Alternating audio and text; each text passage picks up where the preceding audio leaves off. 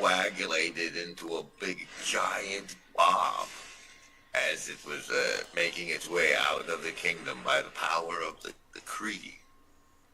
Then some little jackass kid saw the big blob of evil and was like, I'll love you. And so all of that evil was going to go into the child. And everybody thought that would be a terrible idea, to have it all concentrated into one kid. So decided that they'd all love it a little.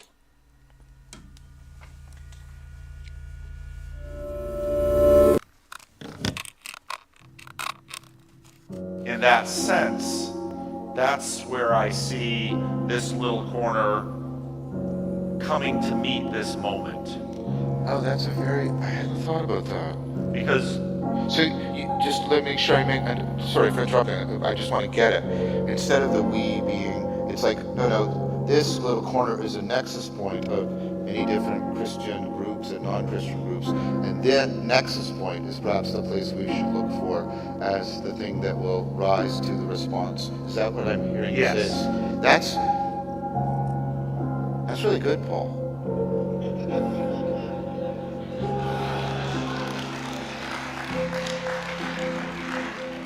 And that's what I hear when you say, this is how this little corner should steal the culture.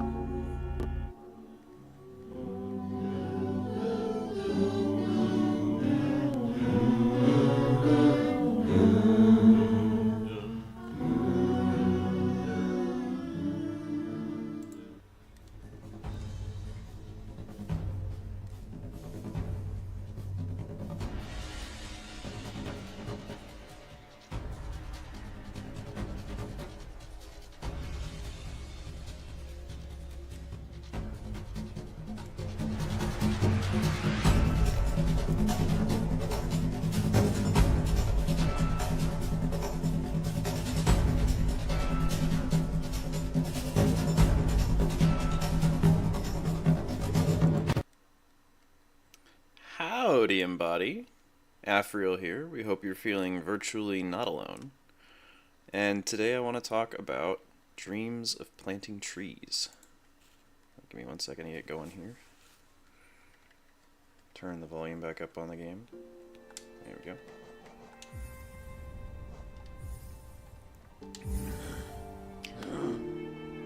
And leaving off, we just killed one of the dreamers, and so the thumbnail for this stream is we're going to try and get the other two knocked out and see what else we can get accomplished in the meantime.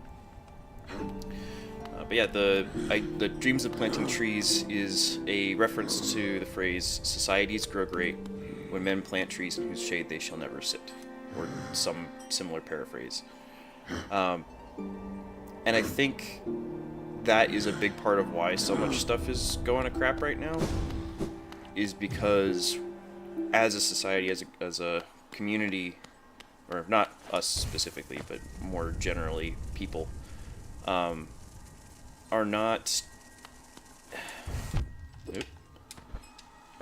planting those trees, are not acknowledging that there are going to be instances where they are putting resources into something that they're not going to see the benefit of, or just a general unwillingness to engage in that sort of behavior.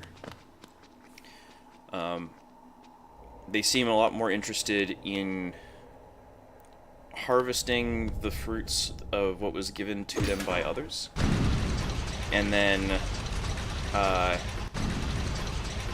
consuming that harvest rather than doing any active cultivation for themselves. And it's not just like people at the top of a hierarchy or at the bottom of the hierarchy that seem to be wanting to do that. It's like from people not wanting to have kids to venture capital firms wanting to prioritize short-term gains over long-term gains, especially when those long-term investments carry a significantly higher risk with them. Like, it doesn't matter where you look, it seems to be a pattern that is present in a lot of places. I'm gonna have to deal with this. Is it gonna pin me to the ceiling? It is, okay. I need to get away from it. Well. That worked out. And so as my wife and I were driving, I want to be somebody who cultivates, but I am kind of running into a lot of roadblocks in the process of that, and that's a big part of what I wanted to talk about today. And so, as my wife and I were driving back from Vegas last weekend, I had plenty of time to appreciate the barren beauty of the desert, which, if you haven't had a chance to drive through like, Nevada, Idaho, Eastern Washington, Eastern Oregon, like, it is desolate, but it is absolutely gorgeous. The rolling hills that you can see are just, I don't know. Maybe I'm just weird, and most of the people would find that just a boring drive through a whole bunch of nothing, but I love it. Can't get enough of it. Oh. That's why you pay attention, folks. Let's go around.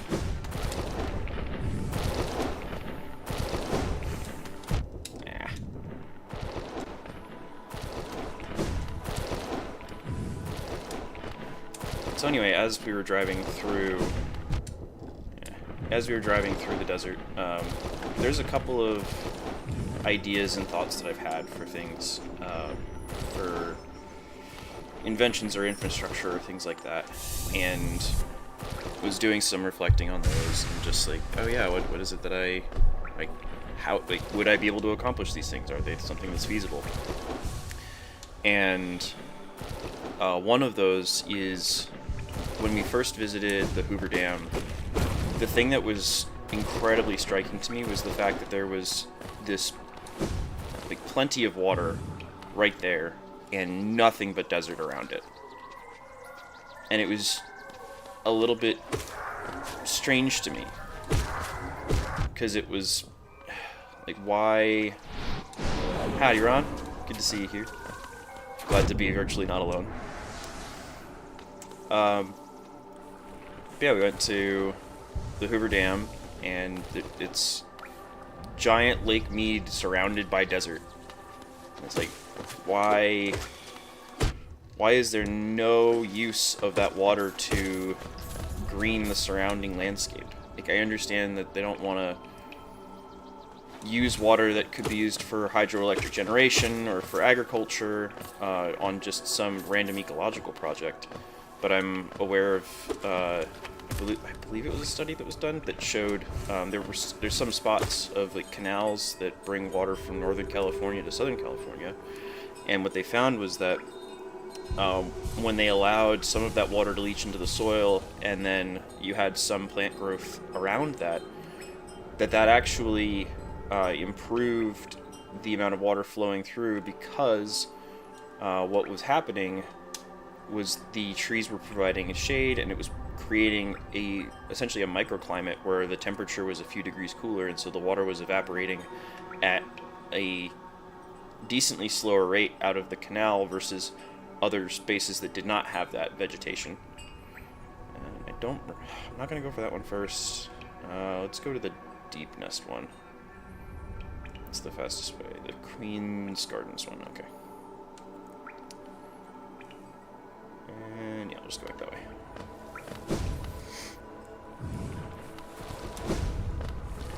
So it was just one of those, like, why has nobody thought to try and just pump not even like a significant amount of water, but just a little bit of water, just up onto the sides, up onto the slopes surrounding the lake in the desert, and try and worst case, some of it evaporates, but most of it flows back in. Best case, you actually do get some vegetation growth, and that vegetation is then able to create a microclimate around the lake and help reduce a little bit of the evaporation. But that would take a fair amount of investment, both in terms of I can't get it this way. What's the way to go around then?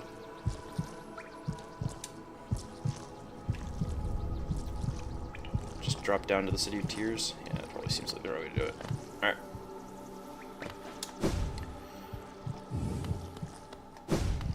But yeah, so it wouldn't be something that would be a simple thing. Like, you'd have to have somebody figure out the mechanics of how to do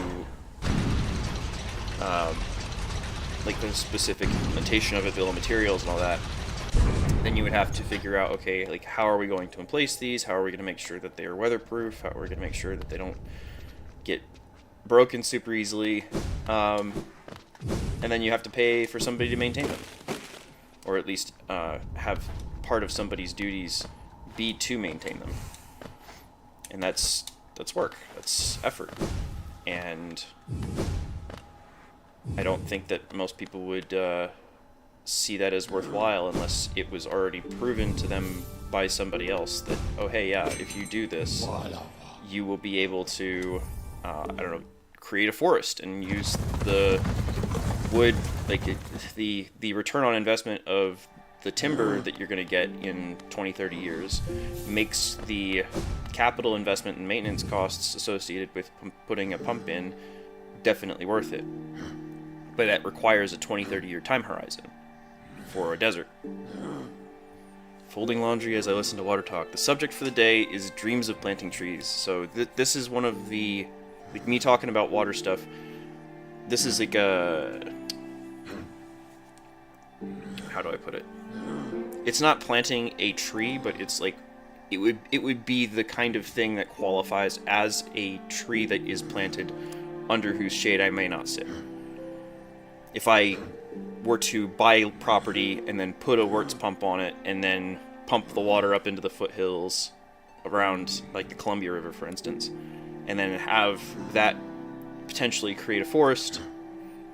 Yeah, exactly, the drip irrigation stuff. Yep. Same idea. And, like, especially if you do it alongside a river. Well, I could sit under it if it grew fast enough, but that's the question is, am I, like, I don't need to sit under it, I guess, is the difference in attitude.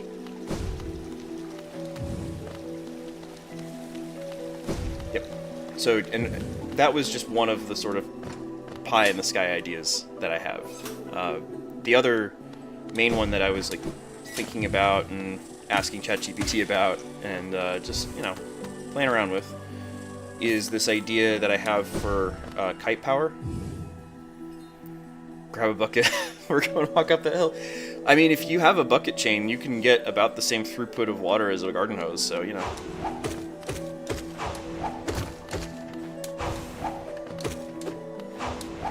And let me just take care of... Oh, that was a bad dodge.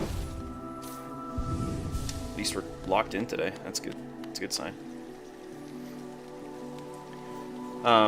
So yeah, the other idea that I've had is trying to use kites for power, which is not so pie in the sky because there are a couple of companies, a couple of efforts that have been made to try and make that work.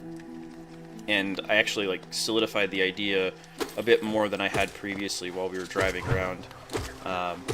The idea is that you have a kite that's on, I had originally thought it would be like a steel cable, but was reminded that there's a lot of really good artificial materials that, or not, well, when I say artificial, I mean, I don't know, I can't think of the term off the top of my head, but basically, like, wow, that was rude. Things that are polymers rather than metals, and that those work really, really well, have good physical properties that would be effective for it. But the idea is that you run the kite across the wind, and then as you do that, you let the spool out. Composite, yeah. You let the spool out as it's pulling hard. Howdy, Foxman. I hope I'm not stepping on your time slot, by the way, and I still owe you reading the thing that you sent me. I just have not made time to do it yet. I'm going to do that this afternoon after streaming, though. I promise you. So as the kite goes across the wind and the line's under more tension, you let it spool out slowly, and that spins up a flywheel. And then once you've like let out the line a couple of times, you then bring it up over top where the tension is going to be lower, and then you reel it back in using the energy from the flywheel. And then whatever extra energy you have stored in that flywheel, you can then use to generate electricity. And that takes advantage of a whole bunch of different things. It's... Oh gosh, I love Deep Nest. It's such a fun place to be. You have... I have to focus a little bit. Just because it's dark and scary. Which way are we going? We're going down. So wherever I can go down. But yeah, so like traditional windmills use a lot of metal in order to be able to generate the power that they generate. And so the advantage of doing something like a kite is you need significantly less material in order to achieve the same effect. And on top of that, you can get up higher in elevation, and so you can actually get access to higher velocity winds than what you can access with traditional windmills. So like, there's a whole bunch of reasons why. I'll send you an updated version. Okay, thank you. I appreciate that. I was trying to remember what time you usually start your Stranding streams, but I could not, and I was just like, well, I need to just stream because I have been slacking, and yeah. I just need to do it. Just do it, right? Just do it. So anyway, like, there's a lot of really good technical reasons why I think that it would be a really effective way of handling things, but there's a lot of challenges associated with it. Like, you have to do the design work, you have to figure out all the technical challenges that are going to arise with it. You have to be able to acquire whatever capital is that you need to fund your venture. You have to get permission or get land so that you can test it in places that make sense to test it in. There's just a whole bunch of barriers. And that's not to say that they're insurmountable. You could definitely work through most of those challenges, I think. But those challenges exist, and they're going to have to be worked through. And when I'm already working in a 40-hour-a-week full-time job, I don't really feel comfortable trying to do that. I don't really feel comfortable trying to... Well, I don't know. Maybe I should. Maybe I should just get over myself and give it a shot anyway. And I think that I will lean more and more towards that at some point. Like, one of the things as far as the water stuff was going was I was actually like looking up properties along the Columbia River just to see, is there somewhere that I could go that would potentially work, because it would be a lot easier to do proof of concept on property that you own rather than trying to convince a dam authority or somebody else that, oh hey, like, I have this crazy idea and I know it could work, but you just have to trust me, bro. It's like, no, you're not taking our water, go away. And so if you can demonstrate proof of concept on your own land first, I feel like that would be a much better way of going about it. There we go. Get off of this nasty spider stuff. There we go. And heal up. Don't let your dreams be dreams! Just do it! Usually start at 2. Okay. I will keep that in mind.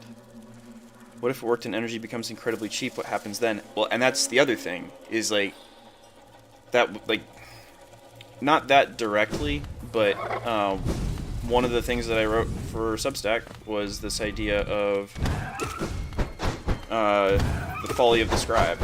Oh, come on, I didn't think you were going to reach that far. on, come on. Gosh, this is annoying. I need nail arts. Come on. And the idea with that story was that, oh, come on.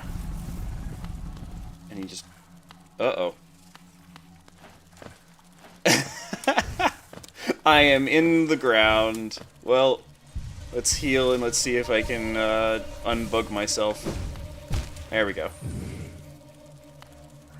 But the idea with that was basically that the reason that Set was able to kill Osiris was because Thoth gave him the tool to be able to kill the king. And so, what are the impacts going to be? I can't get up this way. Wasted effort. What are the impacts going to be that you don't see yet of potentially feeding the beast, of giving more resources to people who can now abuse them? And I don't think that that's something that should be holding you back, especially as far as something like cheap energy goes. And especially like cheap energy that can help improve people's sovereignty. Because that's really a big part of that too, is like if I can... No, just let me get by you. Thank you.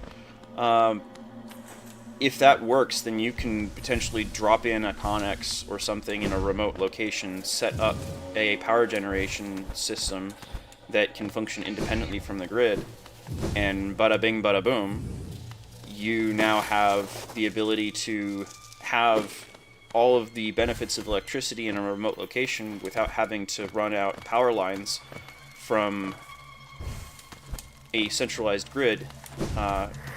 And I think that that's also, interestingly, a barrier, because I think that there's a lot of people in powerful places who do not want that.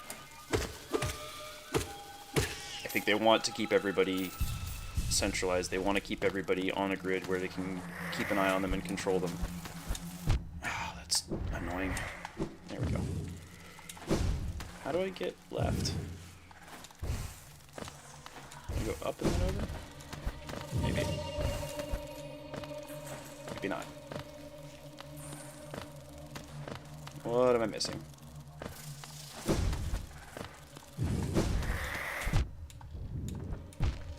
And I faceplant the spikes again. But yeah, like what are the long-term impacts of helping a system like that? I can't.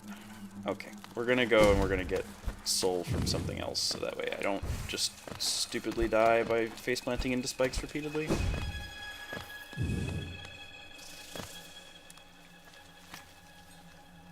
Yeah.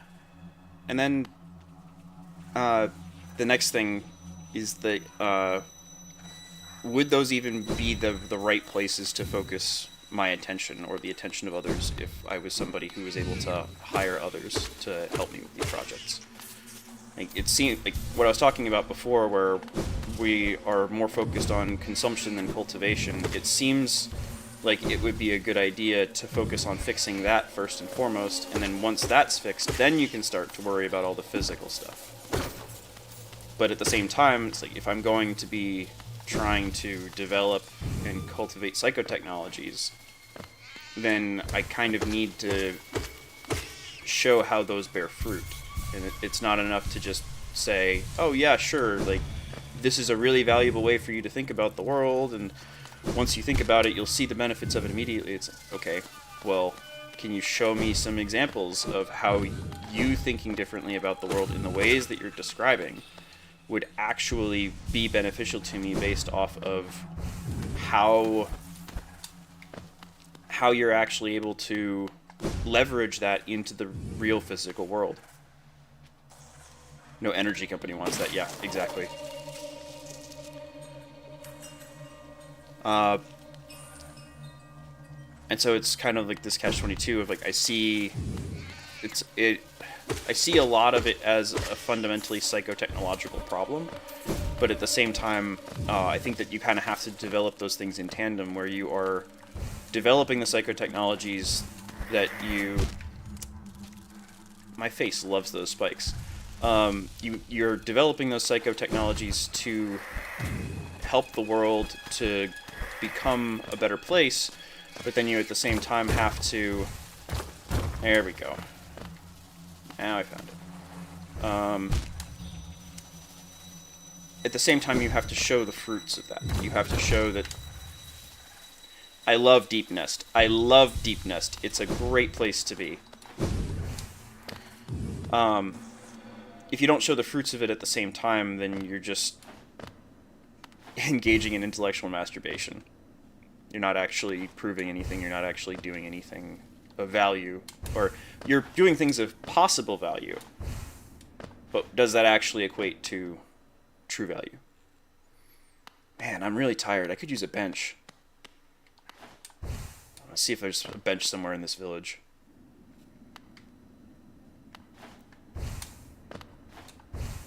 Let's see, up here maybe? This seems like a good place to go. Oh look, a bunch of friendly bugs. And a nice bench. They're friends. Sit and rest.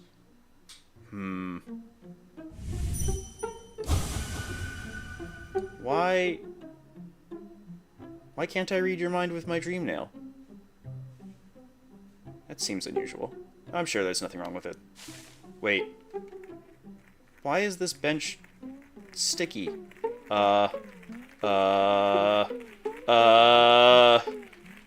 Guys?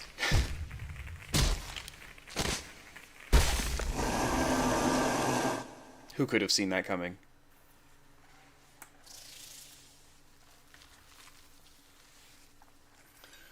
And so the next question is, if I had the time, and if I had the money to be able to work on those things, would I actually be able to accomplish them? I mean, I'm not independently wealthy. Mrs. Pilotson and I are decently well off.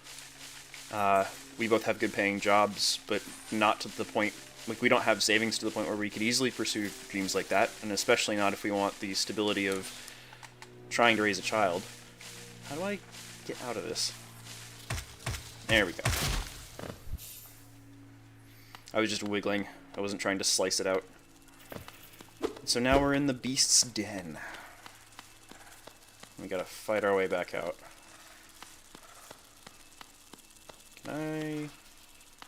Yeah, that's the way in, I guess.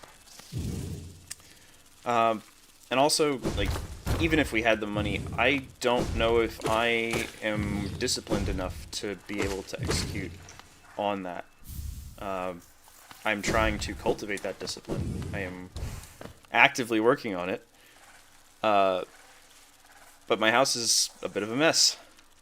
And I think that, like, it's a, well, pulling from Peterson a bit there, but it's an external manifestation of my internal state.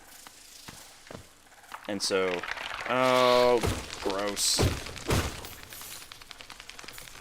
Freaking spidery weirdos.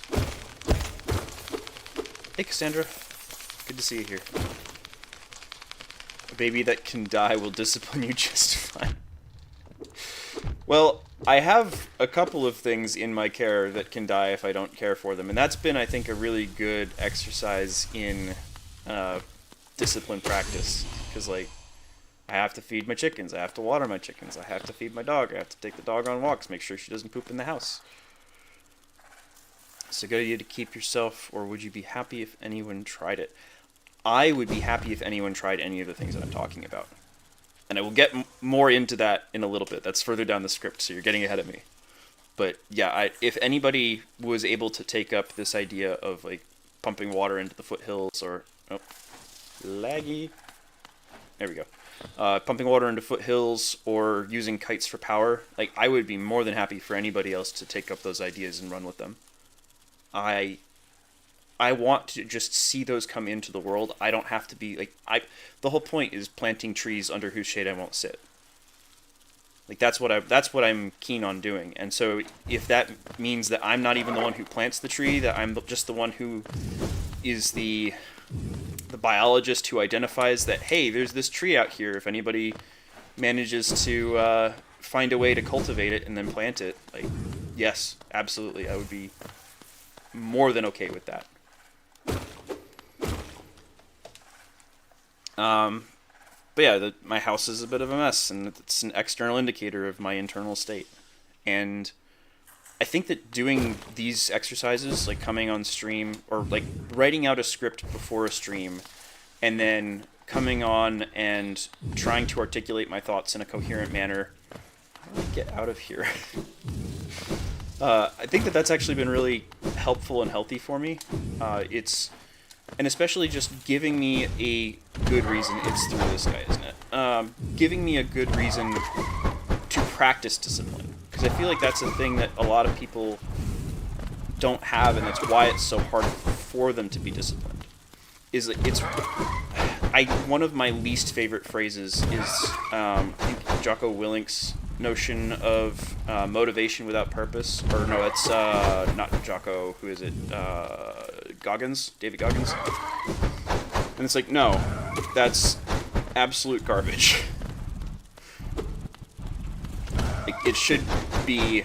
There should be a reason for your motivation. There should be something that you are driving towards, rather than just, like, what does that even mean, motivation without purpose? Like, what are you actually doing when you do that? You're just serving a master whose motives you don't understand. That's what you're doing. Oh. Don't look away from the screen or you're gonna get hit. There we go.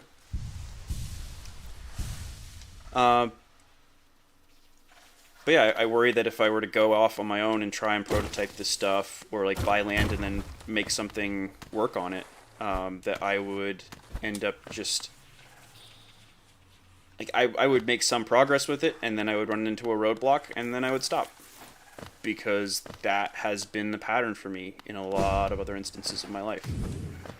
And I seem to be slowly getting better at that. I seem to be slowly managing to hold focus and hold discipline in bigger and better ways. And especially, I think one of the biggest parts of that has been being able to find reasons and community to give good motivation to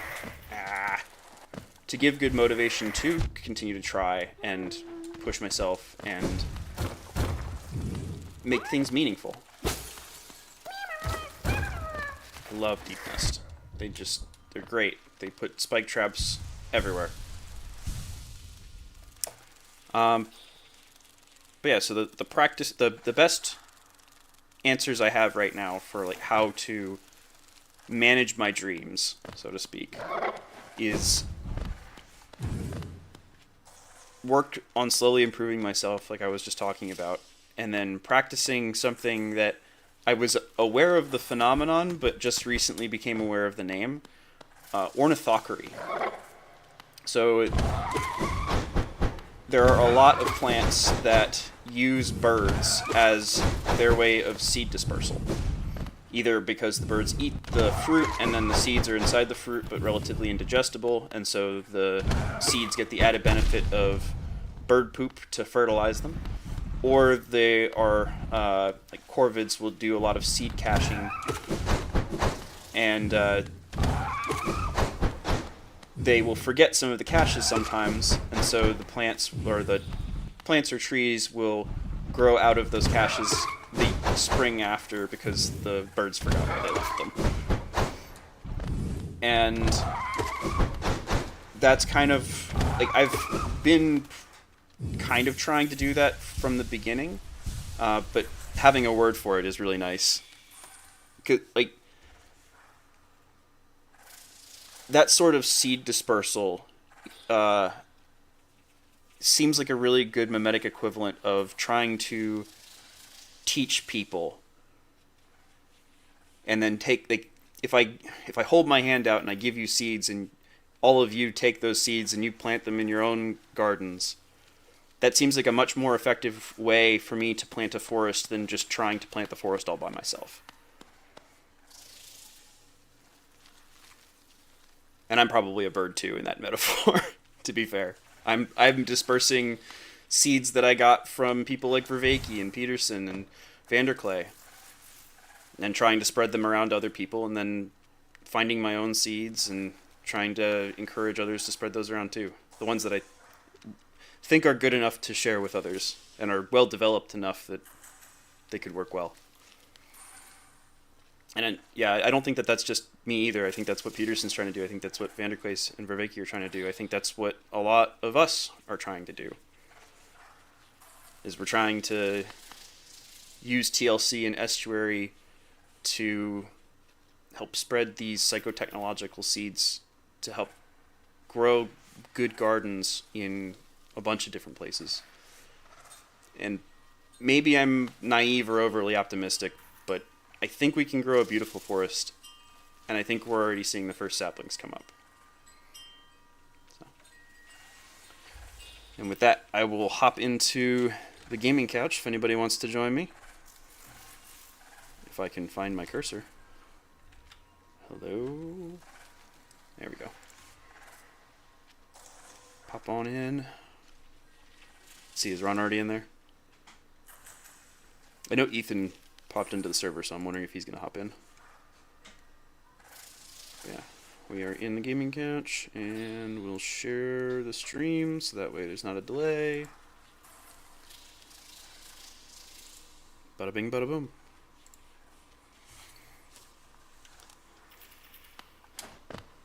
And yeah, the new age of sail, the power of wind in the palm of your hand. Try Afriel's portable power wheel, a must-have for any outdoorsman. When solar fails, wind still blows on, and your batteries will fill. And yeah, another example of plants grooming us into behavior that benefits them. 100% Cassandra. Howdy, Ron. Howdy, neighbors. Let me How see you if doing? I can this is working right. Give me a second. Oh Lord, I don't know if you can hear me. Give me my Bound for headset. brood for child. Oh, and we gotta know it too.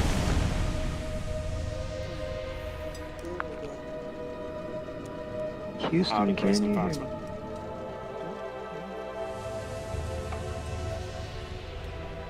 I lost my mouse. How are you doing? Doing well, yourself? Yeah, I'm doing pretty well. Taking a week off, so this is the beginning of my vacation. Gotcha. Very nice. Doing anything special for it? I'm just hanging out at home. Okay. I think we're gonna take a couple day trips, but for the most part, just kind of chilling, relaxing. Staycation kind of Been, yeah, I've been getting back into. Well, I finished Death Note last night for the first time, Okay. and then I've been kind of playing around with Cyberpunk again for like the the umpteenth time. Modded or straight vanilla? Oh, this is my first time really digging into modded stuff. So, Okay. I added like a bunch of survival elements. So there's like you have to eat and drink to survive, and it's like mechanical drawbacks and everything. Mhm. But it's pretty nice. Nice. Gives an excuse to actually like use the things in the world. Mhm. And then lots of writing. Mm. You said you had some updates on the one that you're working on? I think the one that I sent you. I think I'm pretty much done. Okay. I went back through it one more time. I got feedback from a friend and from Neil, and so I think we're looking pretty good on that one. Nice. But I'm happy to hear whatever thoughts you have. Yeah, for sure. We also have a dashing slasher in the house. Good to have you in. Yeah.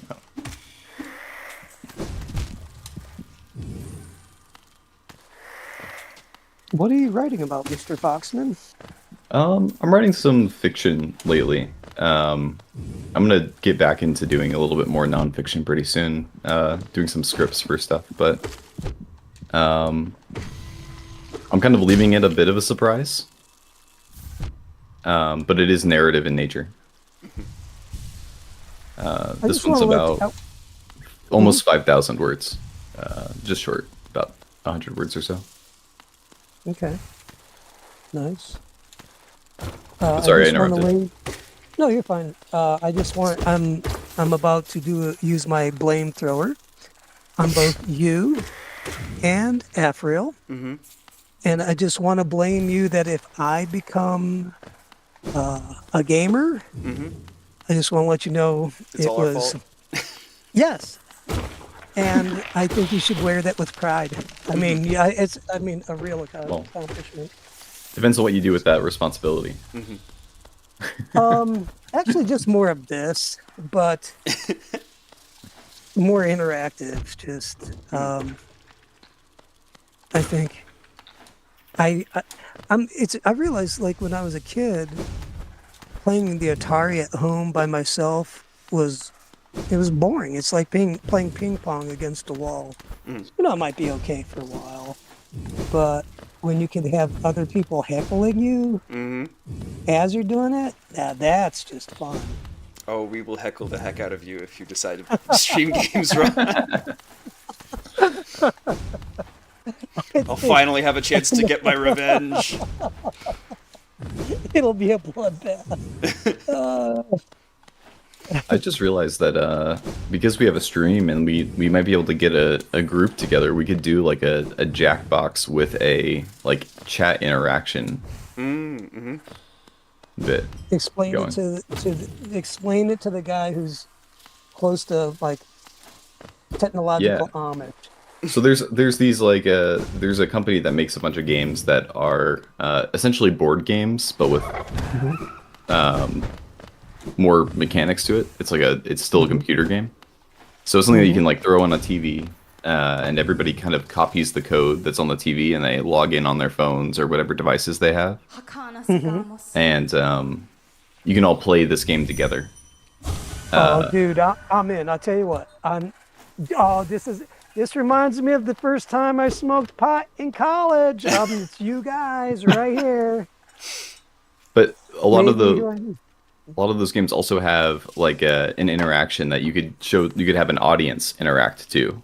And so there's like an audience function, so they can do voting on whatever they think is best. So there could be extra points awarded to whoever for the best drawing or whatever the game is. Okay. That could be a fun little thing to explore.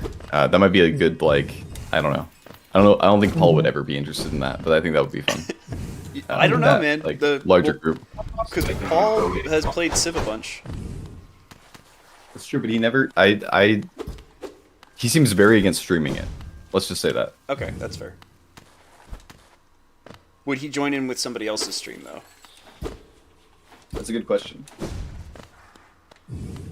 That sounds like full contact, insult, and trash talk, and all things honorable. You know, like just bashing each other. That would be. That could be. That sounds like a good afternoon. I think it'd be a fun time. Yeah. Especially if we had some fun, like familiar faces rotating through on the call or whatever. Well, what comes to my mind is like a Roman emperor moment. You're like where you could ask the audience, should he live or die? What was that like? Like I think Arnold Schwarzenegger was in a movie like that. Like, not Demolition Man. It was It was really a good bad movie. It's one of his first. Are you talking about the one where it's like a Running Man? Yes, I think. Oh yeah. Yeah, the audience gets to vote for help, or it was like a funny Hunger Games. Yeah. Or not just funny, it was just whack-a-doodle. So, all right, so I have a general question, April. If one of your ideas really does work and energy drops down significantly, what are the negative consequences? Not to bum you out. That would either be for the rich people that want to prevent you from giving cheap power to us working folk. Not that I don't want it, but there's a movie called with Sir Alec Guinness a long time ago, black and white movie, where he invents an infinitely long polymer that can be turned into clothing that never really wears out and it glows at night. And he didn't understand. He was just a nice scientist, and he didn't understand the consequences of his movie or of his product. It's called The Man in the White Suit is the name of the movie. So I'm all about what you're saying, but either someone's going to stop it, or, which I think is more realistic, Yep. let's just go with that. I think the thing that would be the most, the thing that would stop it the most is power companies really don't seem to want people to have electrical sovereignty. Like, if you get power panel or solar panels put onto your house, they generally don't work unless you're hooked into the grid. Like, they specifically wire them up so that they don't work unless you're hooked up to the grid. So you can't just have a nice little black patch of roof having your own independent electrical system. If you install it yourself and you wire it yourself, you could probably have that. Yeah. But if you have a company install it for you, probably not. Is this law or just... Nope, just policy. Company policy. Okay. I knew when I was in high school, there was a nuclear physicist who worked at my high school as a science teacher, who also worked at 3 Mile Island helping it not blow up when it was going critical a long time ago. And he told me in our class that there was a guy who invented a little dish that had, it was gold, silver, and some other metal, where he could just drive up and down the boulevard where high tension wires were at, and he can collect, I guess there's energy around those wires that is just, okay, he got stopped. Yes. So... Because he's actually stealing energy if he's doing that. Oh, stealing tomato. Okay. Well, but all right. Point well taken. I guess I'm. But it just. That's interesting. That kind of shoots me down. But then I'll go back to the movie, the Man in the White Suit, the indestructible clothing.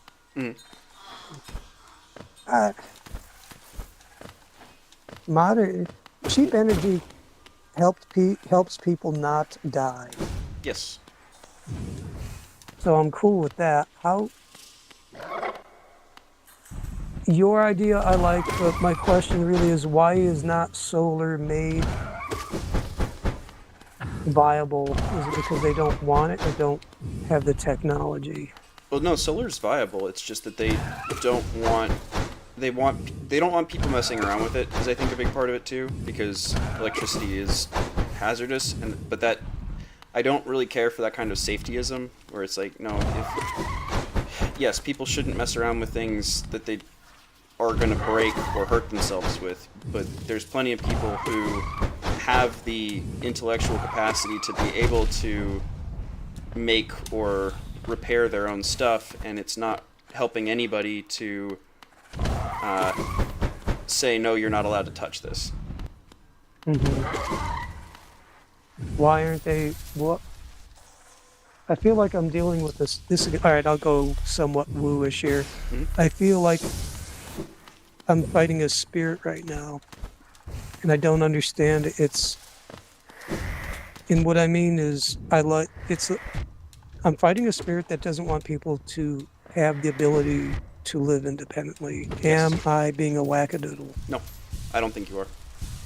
Okay. It was a subtle feeling, and I'm like, hate it. Also, yes, CC is correct. It's a little bit difficult to make solar cells in your garage, so. You know, it's an attitude like that, CC, that would have stopped Edison. Well, Edison stole stuff, so I'm sorry. I apologize. But I saw a cheap shot, and I couldn't not take it. Yeah. I'm afraid of CC. I got a feeling she's like a little judo, like black belter. It's coming. It's coming. I Anyhow. just want to see more of her art. Yeah. Totally. So, all right. So here we are. Free energy. What about? Okay. So, are there? You want to make? You have? What is it? What is on your drawing board? Like, is it kites or water? That's really Well, you think you might have some fun with. I think both of them I would have fun with. The thing for me is like I want to. The kites is something where it's like, okay, this would be a way to help give energy. Like sovereignty is probably one of the biggest things that I'm interested in, and then second to that, trying to cultivate and like give life where life could be but is not, and that's kind of a big part of the thinking behind the water. Because it's just, it's such a shame to me that you have all of this water right there with Lake Mead, and it's like nothing around it. Oh, okay. I'm gonna throw a. What is it? You can tell me what I'm throwing at you after I throw it at you, but I know it should be labeled something. And this is the Great Potato Famine of a long time. Could absolutely have been avoided. It was an economic snafu, and that's why I feel like that's what's happening across the world right now, and or at least in these commodities, water. Would water be a commodity? Yeah, water's a commodity. Okay. So that's what's happening is that there's some sort of bad governance, and I'm asking in a questioning way to be corrected. So I think there's like just really bad governance going on. There's probably enough water for everybody. It's just that it's not somebody wouldn't make a profit if other people got the water. Partly that. A big part of it is Okay. just like water is not inexpensive to transport, and so Okie dokie. in a lot of cases it's better to just manage the water that comes to you either through rain or through river, and that's kind of the whole idea with like things like water rights. It's like Okay. we have Yeah, this water I can available respect to that. us because it's going to continue raining, like it's not just going to stop. But then how do Right. we use that? How do we leverage that in ways that are that make enthalpic sense, where we're not like just spending ridiculous amounts of energy to put water from one place to another when it could very easily just like just use the water that you have in one area more wisely. So what am I missing here then? About what's Well, about why here's the like. I guess if I look at the bottom of my reasoning, I'm gonna eventually wind up with some sort of "can't we all just get along" statement and make this thing work.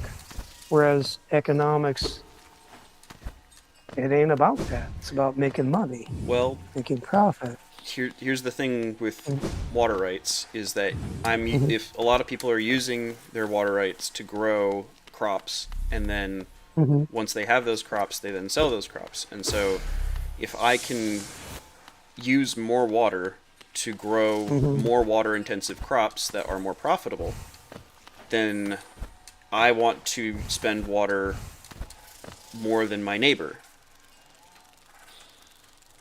And so there's a sort of economic competition that happens where certain areas of the world are going to have more access to more water just because of the way that rainfall works. And so they're going to be able to grow more crops that are more water intensive. And so it's like, okay, how do you disperse or figure out like where you're going to grow certain crops to try and manage the differences in rainfall in different places, to manage the differences in logistics. Like there's a whole bunch of different factors that are coming into play there, and I think the economics are actually being managed pretty well already and probably don't need to be touched too much. But I think that there's a lot of people who would be very annoyed about somebody trying to just not use the water for a direct economic activity, but just use it to pump into the ground and replenish, it's like to recharge groundwater in the elevations around a river, just for the purposes of creating riverside ecosystems. Yeah, I guess if I was just going to be, I'm like, how does that help me? Yep. Yeah, so. And how does that help you? Which, interestingly, Yeah, well, no, no. Okay, I'm sorry. Go ahead. no, I was just going to say water rights aren't that expensive in Washington, especially in the volumes that I would be looking to get, or the flow rates. But yeah, What are you looking at? What would it be? Just out of curiosity. I think it's $1 per tenth or hundredth of a cubic foot per second. So put that in English for average folk. The water right is, I think, $10 a year per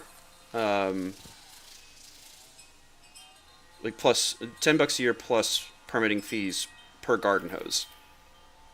We'll put it that way. All right. So okay, I'm close. So I'm Because almost there. So let's. A lot of Go ahead. agriculture uses a lot of water.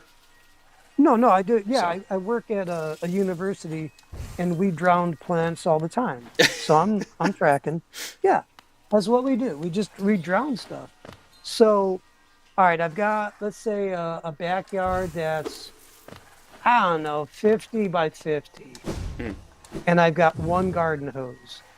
So that one hose would cost me $10 a year. Is that it, or what? Yeah, but I'm and trying then you to would have to. understand. But then that's what you have to pay to the government to get the rights to that water, and then you still have to do, like, whatever pumping action you're going to do. Most people are thinking about that in terms of electricity. The idea with something like a Wirtz pump, and I'll have to link. There was a really good video that one of the more like sciencey YouTubers did a while back that was going into and describing. Also, I'm not playing the game because I'm looking up how to get out of here because I've been walking around in circles for the last 10 minutes. But showed how like you can use the flow of the stream to turn a slow-moving water wheel, and then you pick up water and you use airlock between different loops of something in order to pump the water. Like it's a low flow rate but high head, so you can pump the water up a fairly large hill without any energy input, just using the flow of the stream itself. Totally understand it. Totally. Okay, I'm there. So, all right, I'm up to speed there. And then, so I don't have to pay, so I'm paying $10. And then your goal is to regenerate the edges of the river? Yep. Because then it would, okay. And then after a while, it would affect the ecology positively, the ecology of the area. And what was your end game on that? Just trying to create a well, there's a lot of possibility for life in areas that are currently deserts, and Okay, gotcha. I Right. want to see that grow. I want to see that change. Right. No, I got you. Well, it reminds me of when Yellowstone reintroduced wolves into that area, and they're like, "What are you doing?" And then it would make, the bison herds move differently, and then it changed. Eventually, it just changed everything for the better. Thank you, It took a Upcycle. long time. Appreciate you. What's up, Bob? Ups just donated to my Oh, Wizard Robe fund. sorry. So Oh wait, you're getting? Are you a white wizard, a gray wizard, or what's? well, I'm gonna kind of make wizard? a blue robe in like Vivi Orniter looking style, so that way when Midwestray comes around, I can do the I'm attacking the darkness like properly. No, that's. Look, as long as you're not oh a my grand wizard, God. everything's fine. Hey now. Mhm. Gandalf the Yeah, White. because- Gandalf the. Not great. Yeah. Blue wizard. Mhm. It looks like there's another path down All at right. the bottom here.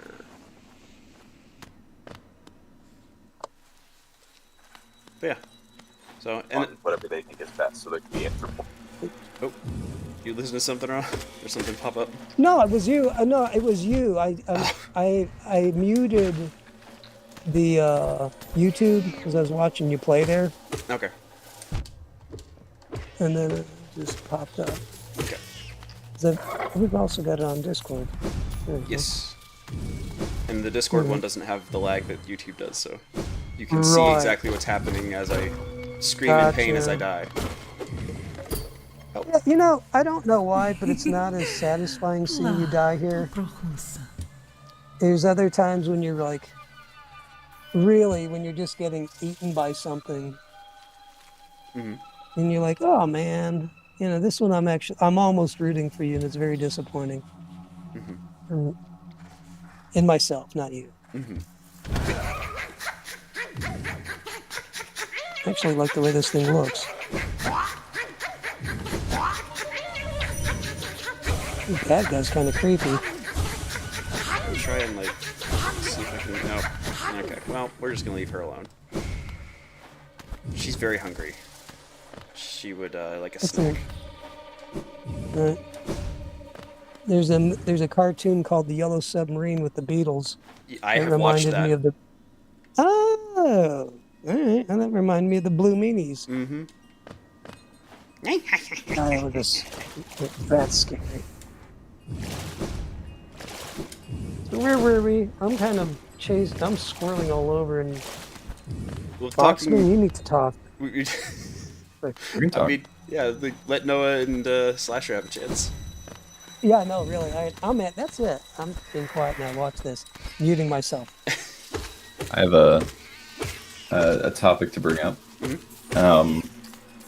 Recently, there's been this development in a lot of different games. I think I'm gonna forget what the name of it. It's a game called No Rest for the Wicked that's coming out. I think it's in early access right now. The Last Berserker is like another Souls-like game Oh, I that has played come that out. one. That one's really fun. I've heard good things, but both of those have now a mechanic where if you die to a boss, you can still get experience. Okay. Which is like it's a unique twist on the Souls-like formula. Yeah. So like, what effect, just from the outside, just thinking about it, does that have on the general ethos of a Souls-like game? To not be as punishing, is that a good thing, a bad thing? What does it provide, and what does it what does it maybe lose in the process? Well, I don't know if it, especially if you tune it correctly, I don't think it necessarily loses anything. The thing that I think it helps to do is clue relative newbies into the fact that even dying to the boss is valuable. That it's not something that you should feel badly about. Because I'm guessing that it's going to be way, way less experience to die to the boss than it would to beat the boss. But yeah, I feel like the tuning aspect is probably the more important part. Yeah. My thought would be something like what you miss out on is I know this is the cringy thing, but the sense of achievement of like being like, oh, I did it with this limited tool set, or where I was at the time. And this would, as if you're always getting better mechanically, there is this kind of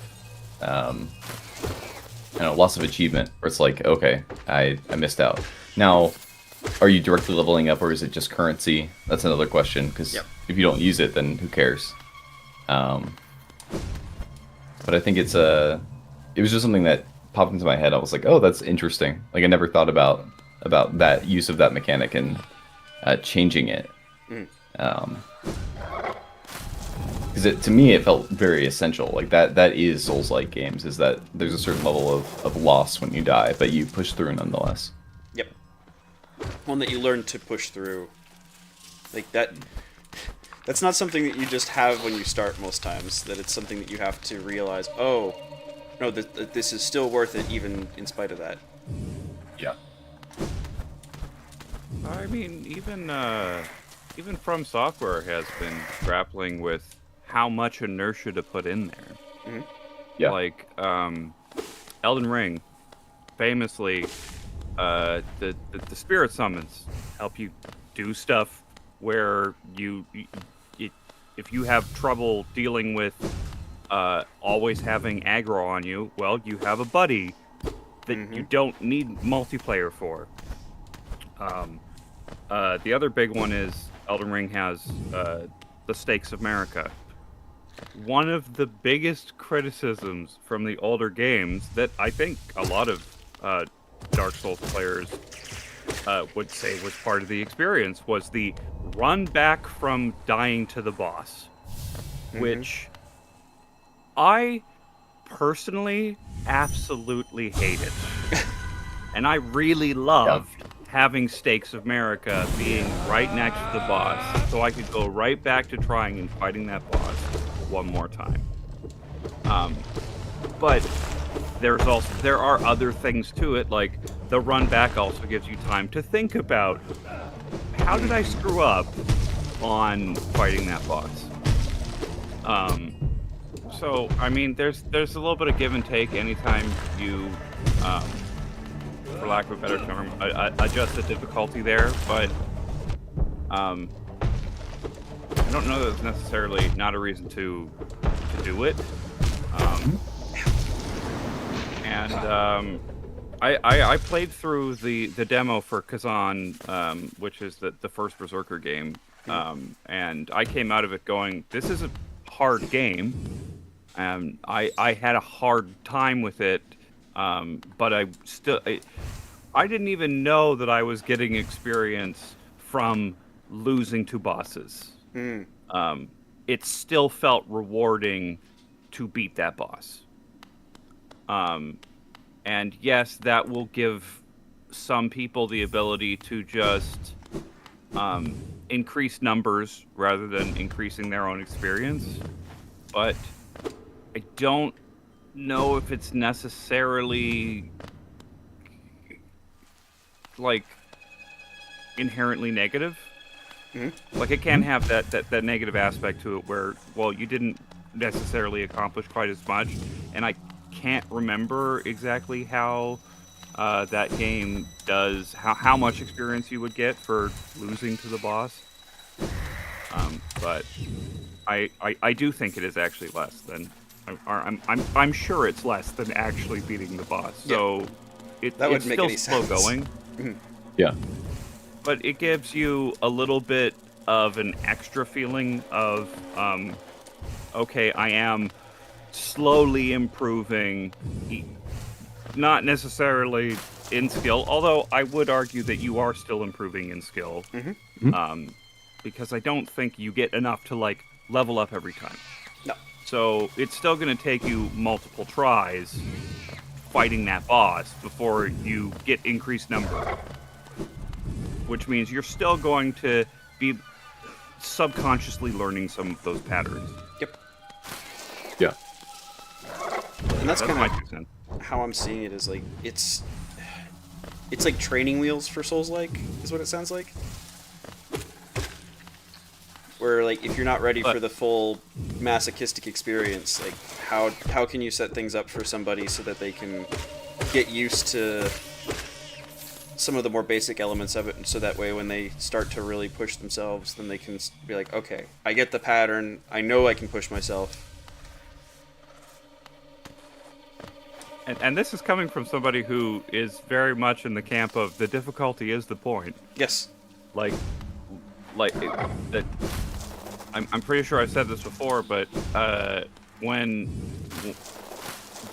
what made Dark Souls click for me was realizing the souls don't matter. Nope. You can lose the souls. Yep. You can always get more. Yep. Yeah. It hurts emotionally Yep. to lose all of those, but that's actually kind of good. Yes. You learn to deal with that loss. Yes. So, yeah. But it does kind of feed into that the difficult kind of design, which is our tendency. I don't know why I'm saying our, but the tendency for all games is to reward winning and to punish losing. And the way that we tend to do that is through like mechanical means. Mm-hmm. And if a game isn't balanced well, you get into this like steamrolling type of loop, where the people who are losing are suffering. Things aren't getting easier for them, and they just keep going through that. And the players that are winning all the time are just getting more and more stuff, and things are just the reward is making the game easier for them. Kind of. So the thing that I would say is, it's not the way that you fix that isn't by making the game easier for people who are having a difficult time with it. It's by helping them to actually get the skills up that they need to in order to be able to effectively master the skills that people who have that higher skill ceiling are able to accomplish. And then by doing that, they're growing in mastery, they're growing in what they're able to accomplish. And that's the ultimate goal. It's not just to give them an easy win, it's how do I get you to improve your elo? Well, and that's why I would say like the bigger problem isn't the fact that like players aren't given more grace, is that the players that don't need the grace are the ones that are given it, if that makes any sense. Well, but what's the nature of that grace, though? Like a +3 sword, you know. That's where my mind goes, right? It's like you know, you went through this really difficult challenge that only like the players that really care a lot will try to do. Hey Ron. And then the reward for that is making the rest of the game much easier. As opposed to giving them access to another challenge to take on. An even heavier burden. So the thing I would say in OWL, or I made Oh gosh. I've made a horrible mistake. There we go. The reality is that I think for most people who get into that sort of an experience, they will find ways to challenge themselves. Like, that was a big thing that I saw with Dark Souls was people who are really good at the game would still get bored with something as difficult as Dark Souls, and so they would say, okay, well, I'm gonna do a Soul Level 1 challenge. I'm gonna say I'm only allowed to use this weapon this run. Like, people who seek challenge are going to find ways to make challenge for themselves within the context of a given game. Yeah. And so I'm not so much worried about that. The thing that I want to see more of is how do we get people who are not read on to like why games are fun? How do you help them to see the beauty that people who do see beauty in games? How do you help them to get there?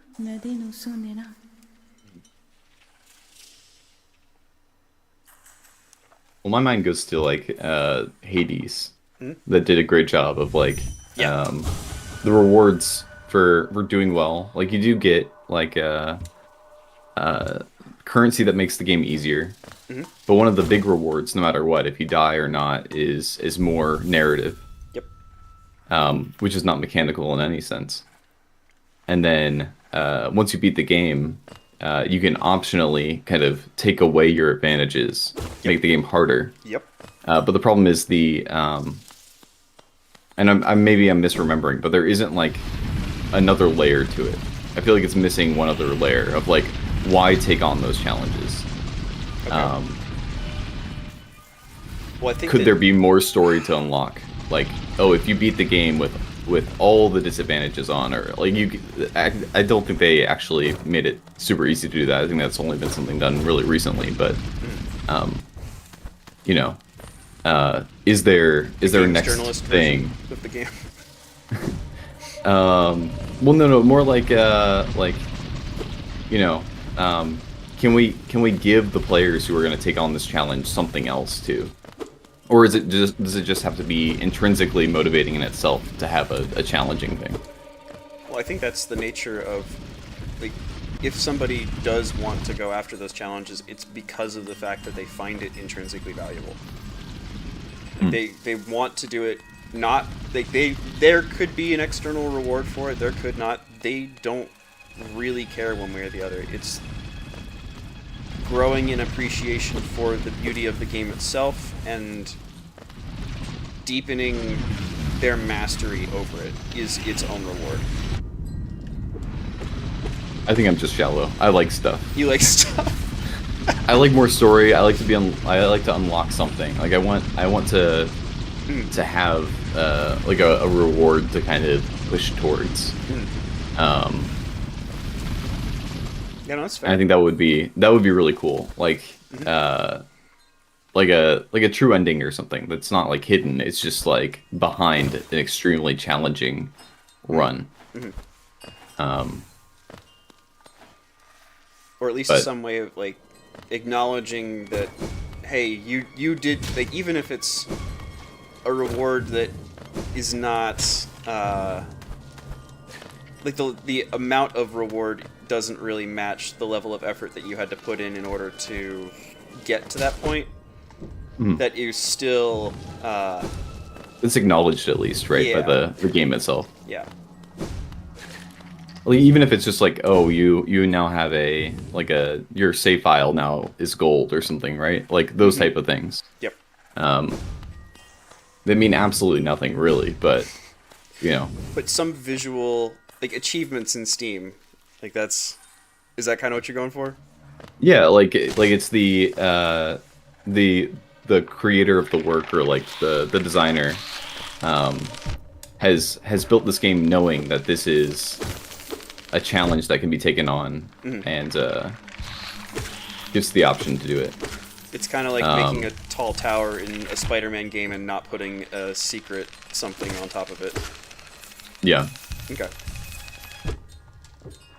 it's like it's cool, but you know, how much cooler would it be if you know the If the creator deck of the said game knew you ice. could go out of bounds, right? Yeah.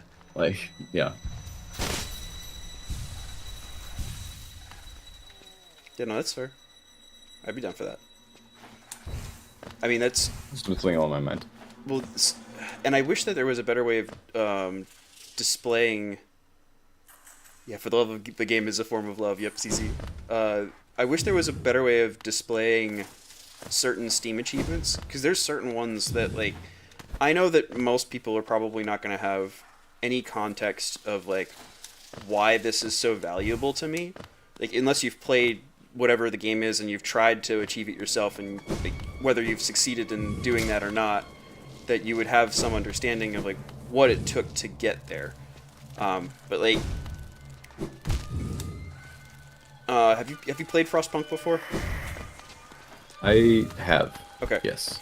So one of the achievements that I've gotten in that game, which is one of the achievements that I'm most proud of in my gaming repertoire, is beating the first scenario on that like hardest Iron Man mode difficulty. And like somebody else who's never played the game before, like they'll see like, oh, only like 2 or 3% of people who played the game got this achievement. That must mean it's pretty rare. Like, I don't necessarily have an understanding of like how difficult it is or why it's difficult. Yeah. But to somebody who's in the know, it's like, oh my lord, this guy can play colony simulators then. Like, he knows what he's doing well enough to really make things happen. Mhm. But there's not really, like, that's not something that you can usually put on a resume. Like, maybe you could put that on a website or something, but You reminded me of which one was it? It was Pillars of Eternity 2. There was a special special mode you can enable. I think it's like the difficulty is like Last Aslanti or something like that, and you basically turned on all like the most difficult modifiers, and played in Iron Man mode, and you had to beat the game and like within a time limit is one of those modifiers. And the first like 20 people would get their names on a plaque in the headquarters of the company. That's awesome. And it's only recently, I think, they finally have reached the number of people to like fill up that. And then they were handing out, they would mail you a badge if you submitted proof that you did it. Damn. Well, and I'm guessing So for it's that kind they of stuff probably- where it's like, yeah. Oh, sorry. I was just gonna say you had to like show like play evidence, not just like the end screen of it. Oh, yeah. Yeah. You had to submit like a recording of your entire playthrough. Yep. Yeah. And there's just a lot of planning and work that goes into just even attempting that. Yes. And so it's nice to, again, have like a tangible kind of like representation of this thing you went through. Yep. A physical artifact to commemorate it.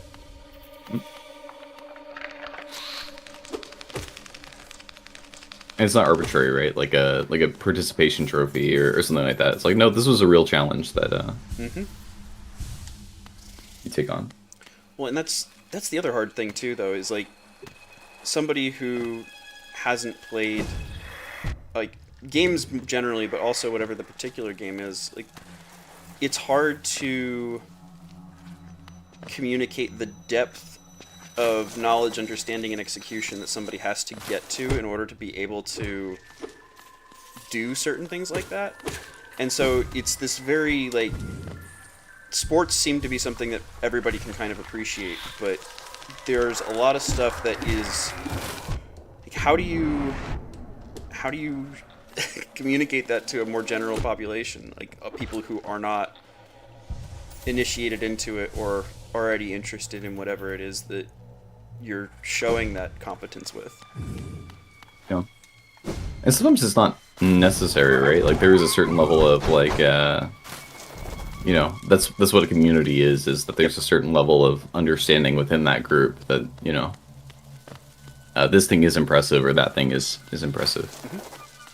Well, I think you have to be kind of just okay with that being the case, that you're going to have specialized knowledge, specialized abilities that are not going to be well recognized by a lot of other people, and that's just something you are okay with. Well, and then sometimes leaning in on that is, I don't know, for lack of a better word, just cringy, right? Like there's the people who, they'll go somewhere and they say like, I have 1 million followers on TikTok, expecting everybody to, treat them better. Yep.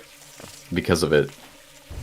And no, I don't know who you are, so why should I care? And also, there's a lot of reasons that somebody could get 1 million followers on TikTok, and I don't know the reasons why you did, so... Yeah.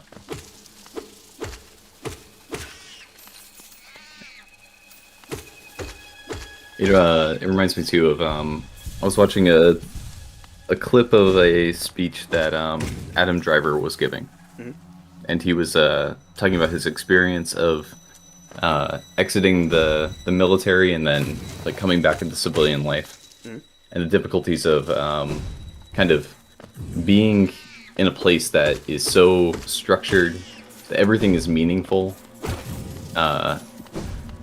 inherently. That there's built-in respect for rank and for accomplishment, that people are constantly proving themselves on the battlefield, that they are, loyal to the cause and loyal to each other. And then to kind of come back to civilian life where it's like every man for himself, people will betray you for the pettiest things, because there's just nothing else that, There's plenty of that in the military too. I wouldn't be quite so rosy glassed about it. No, definitely. But the there is some sort of kind of mechanism to kind of hold things more in line versus his joke is like he says talking about art school and or talking about military and meaning, and then he says, but then in art school, and it's just this comparison of the two. But yeah, it's not perfect, but there is this thing that's lacking. Yeah, there's brotherhood in the military that there is not in art school. Yeah.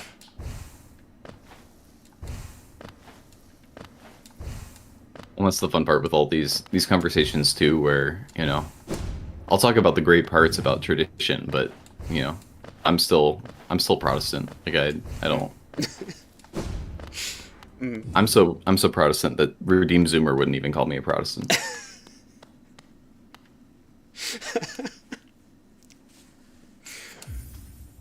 Wait, what makes you say that?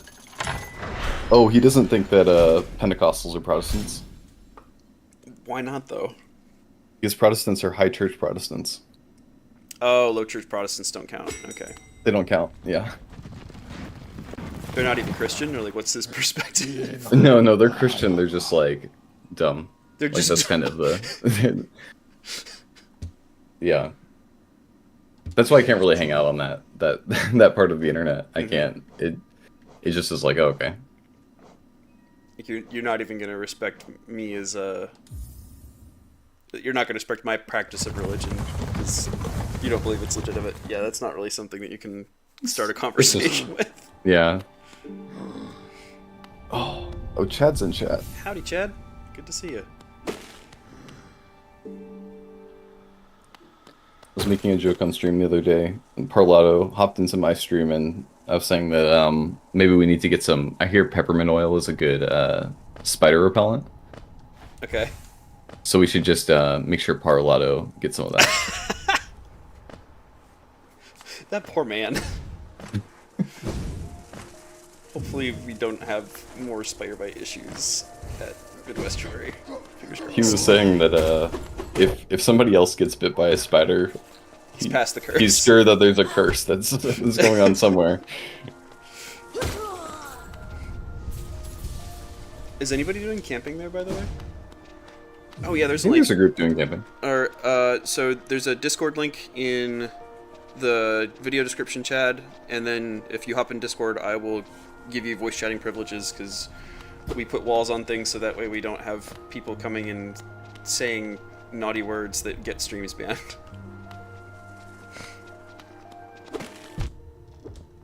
Yeah, there's a group that's going camping. They're discussing it on the server, I think. Okay. I think Chad's gonna hang out with them. I just saw a random post, somebody saying something like that, so. That's good. Yeah, I don't think it would be smart to try and travel to camp and then... Yeah, that seems like a bit too much. Yeah. But I'm definitely looking forward to coming by the campsite at some point.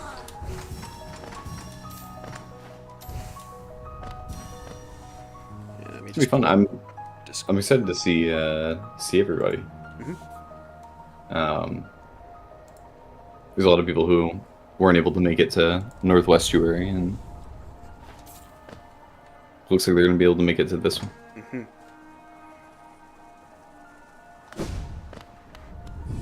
I'm also curious, like, because I'm not going to be able to make it to Southeast Jewelry, because that's just going to be too much. Like, I can't take that much leave in a year.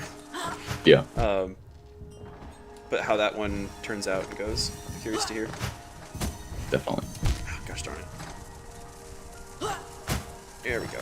Chad is in the house. Let me just get into a place where I can alt-tab and not die immediately. If it was closer to Christmas, I could go and use my parents as an excuse to be in that part of the country, but There he is. And add voice chatter, take away baby jail. Alright. I think CC's still in baby jail. Is she? That's what she's saying in chat right now. I would have thought I fixed that. Hey, Chad. Howdy, Chad. Hi.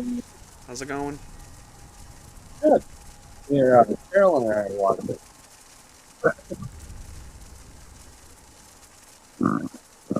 It's working. There we go. CC, you are no longer in baby jail. Oh. Now CC's saying keep me there. Keep me. No. No, no, no.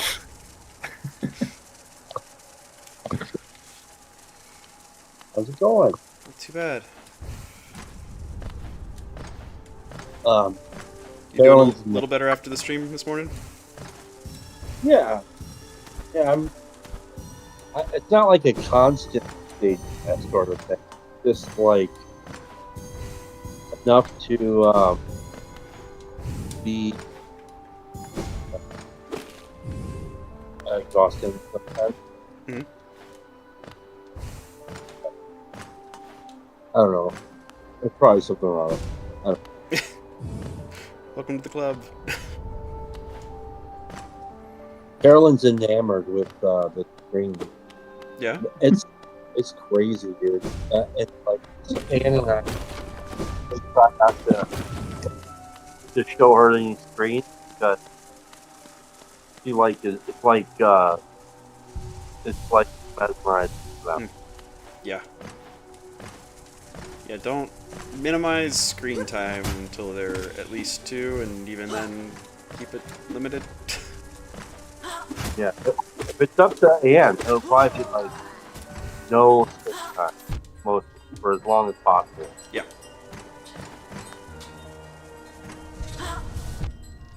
Once they are on screens, you know, get them in Baldur's Gate 2. Get them started on those games early.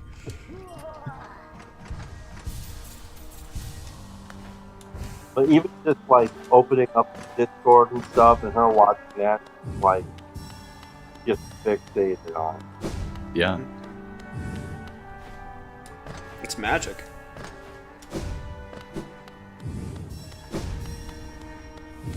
But you know what's more than magic? Hmm? Children. Yeah. Miraculous. Yeah, it's so incredible. And like, even though we don't use English to communicate right now, like there's definitely a shared. Well, how do you find that communication works then? If it's not like, because I believe you, but like, how do you guys communicate if not through words? You know, kind of like, are you married? Yes. Okay, so you know, like when you get in a place with your wife and some location, and you could see something or meet somebody, and you could just share a glance Mm-hmm. and the whole conversation inside of it without a glance. That, like but that. with a baby. Interesting. It's a different kind of a conversation, but there's certainly I guess maybe the best way of putting it, it's like some ineffable connection. I don't know how to say that. Mm.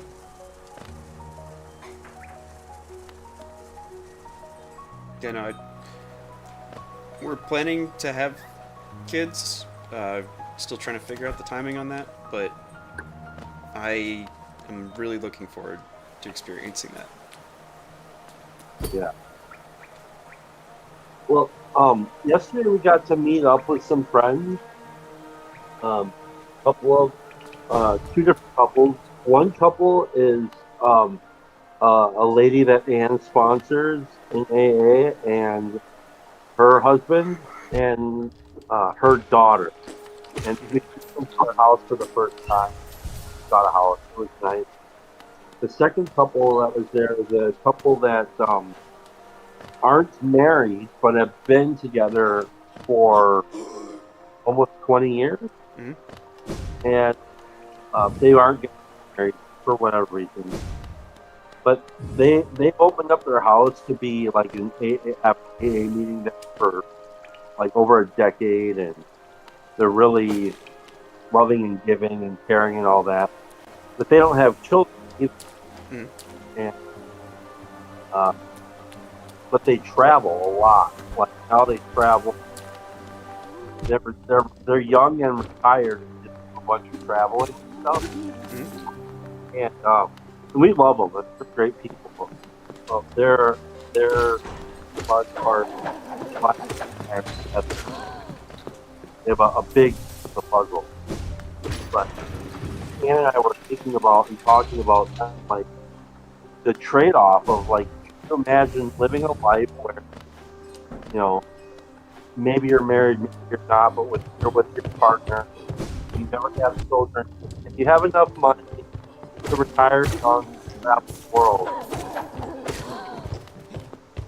Thinking about that trade-off versus what we have now, I wouldn't take their option. So at one point, I would have thought that was the option. So it's interesting. Wait, you would have thought that it was a good idea or a bad idea to do that? When I was younger, I would have thought that was the best. But now that you're older, you see that that's not necessarily the best way? Is that... Yeah. Now that we have a child, Mhm. and even though like there's a whole bunch of challenges that we're against, that I would say. Now the other couple is older than us too. Like they're like in their 60s probably.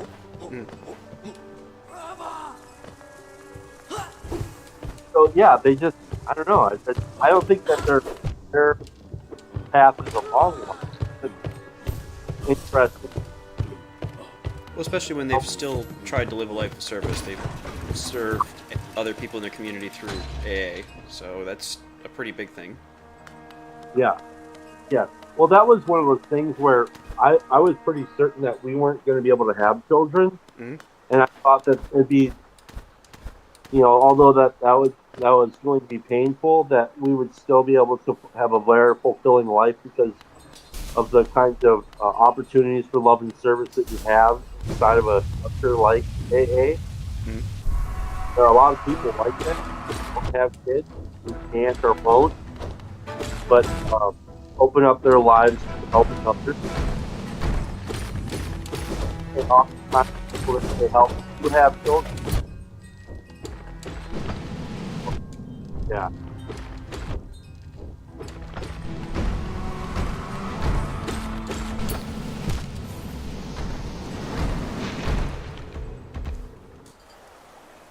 Yeah.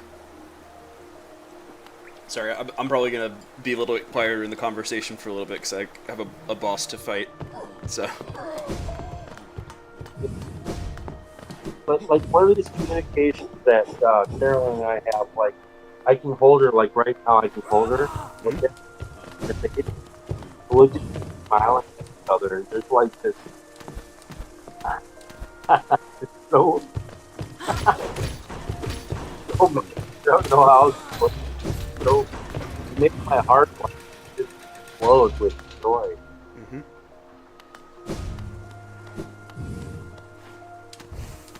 Yeah. Like being like directly plugged into a well of love that it has no limit. Well, and it was interesting. The reason that I ended up not streaming last night was because we went and met with one of my wife's internet friends, and got to meet her husband, and her daughter. And it was just interesting hearing her talk about her experiences, being somebody who was in what sounded like a pretty high-stress corporate environment, and then realizing that she needed to choose her daughter over her job. And how that was kind of hard for her at first, but has been made easier and easier over time.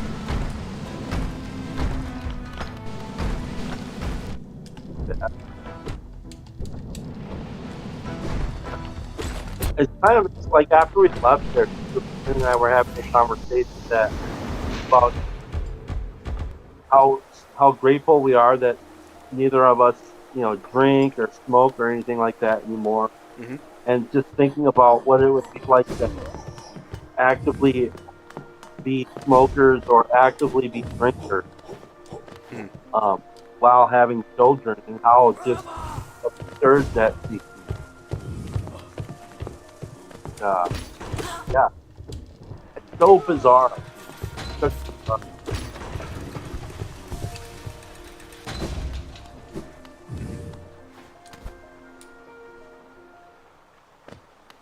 Not that I think there's anything wrong with, like, if people can manage that sort of thing. I think that's great.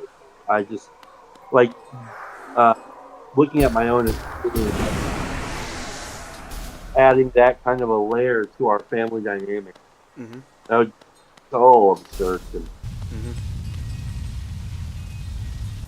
Especially when like- it doesn't give you your focus. right, but it's like it's opening your house up to like really like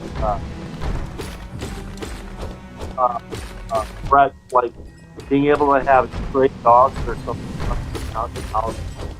I'm just great.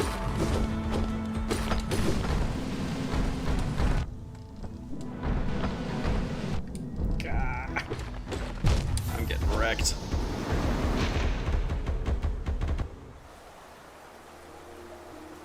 Sorry to interrupt real fast, but Af, have you dropped the chandelier already?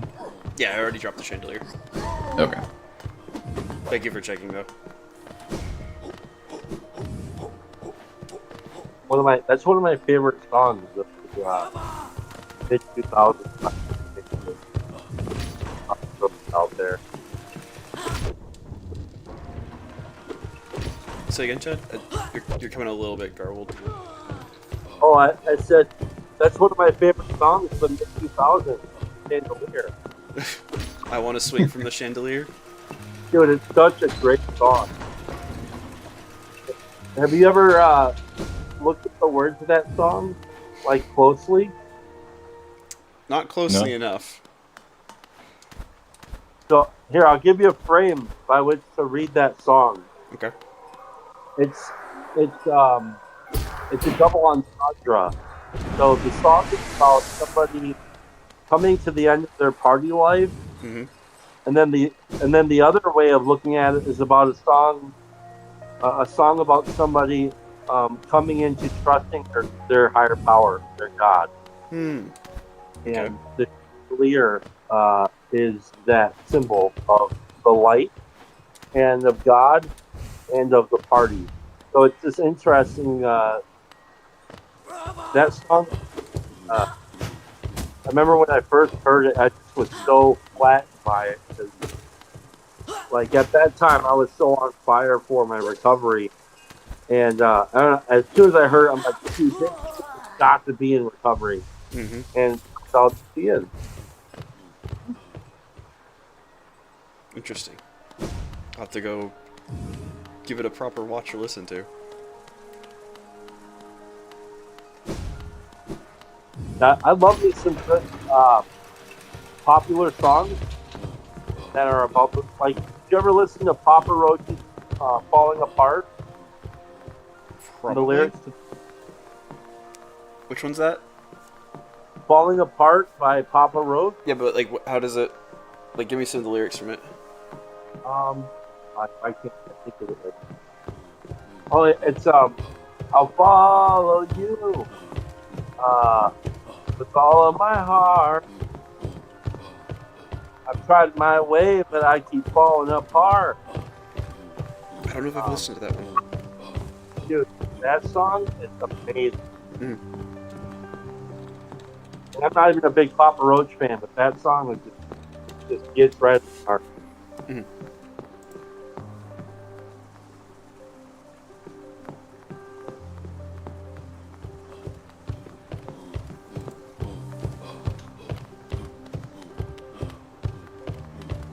We're gonna go try and upgrade our nail before I continue face rolling. Let's see. Up to the seared. Okay. Yeah, I really like. I don't know how much planning you've done for this already, Chad, but I really want there to be more song and opportunities for song at Midwestuary. Like that was something that I felt a distinct lack of at Northwestuary, and I tried to help bring it in a few little places that I did, and yeah, I really am looking forward to those opportunities. Well, what you should do is hit up Neil. Hmm? Neil and Mo and myself and I think Grimgrit and Hale Zeldin are hopefully planning a get together soon to be able to kind of go over some of that stuff. Okay. I want to encourage anybody out there who are musicians, bring your to be able to just do like random pop-up jam outs. I don't care if it's cafeteria or wherever it is. That would be cool. That'd be really cool. I mean, I might even bring both of my guitars and have them set up in random spots. You know, I trust that people will steal them. Mhm. But if they pick up and do a jam out, just for funsies, you know? Mhm. Well, I think it would be helpful too to have like a set list kind of a thing of like, hey, here's some songs to know and or practice beforehand, so that way folks can do that a little bit more easily. Well, I part of it, Afro, is that you guys know the songs that would be, right? You know what those songs would be, right? Well, I think you have an intuition on what those are. Part of what I wanted to try to do is encourage people to take the initiative and create these kinds of potential experiences leading up to the event that although the event planners don't have to plan everything. Like, Yeah. I wanted to be holistic or homegrown by the community itself, Mhm. rather than top down thing like people would say, oh yeah, this is what we want. I think that, you know, manifest, for lack of a better word, manifest those things or set it up so that those things could manifest. Mhm.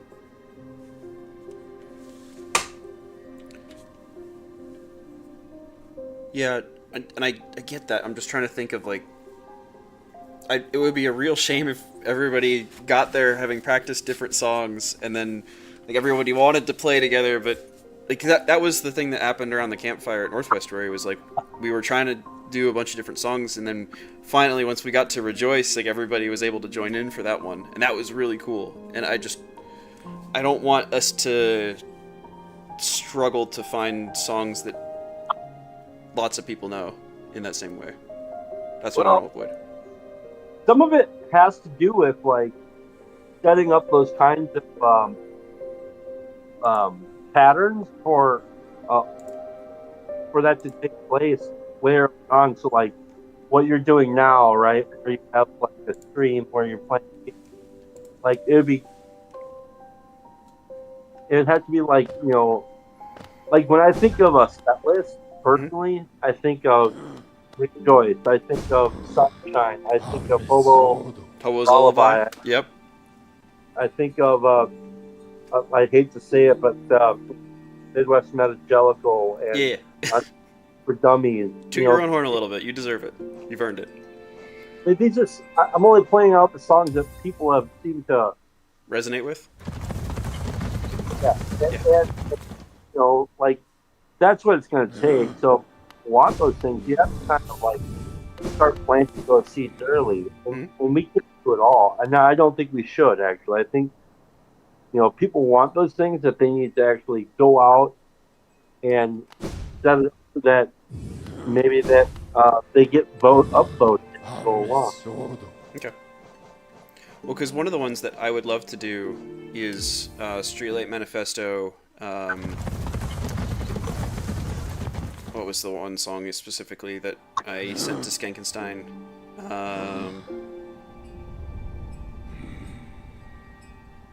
crap, I can't remember it off the top of my head, but basically, like, he had a friend who was who had killed himself recently, and that was one of the things that like came to mind for me. Is like, hey man, like, it's gonna be a hard song to listen to for like what you're going through right now, but this is something that I think would help you, and like that would be something that would probably be more of a campfire song rather than a like main event song, but that would be really cool to me to have enough people who had like practiced and learned the lyrics to that to not require cybernetic enhancement in order to join in and participate in that.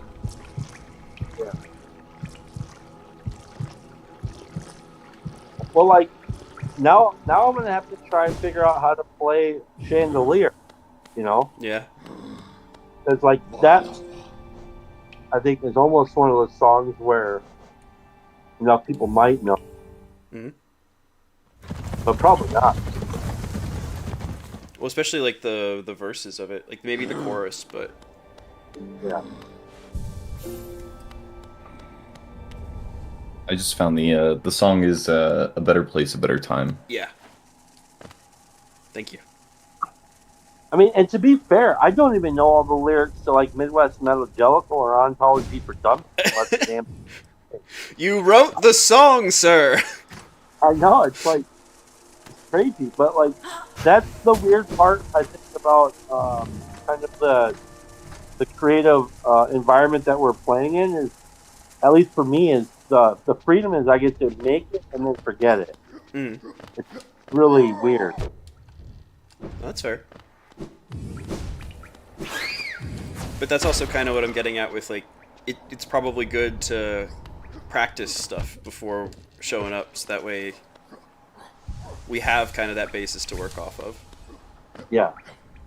Well, we have to set up like these kinds of things to intentionality. And so if you want to practice it, say, okay, so instead of bringing it or whatever, we're going to, like, we'll have to take time to sit and practice it stuff on not a live stream, but maybe a live stream.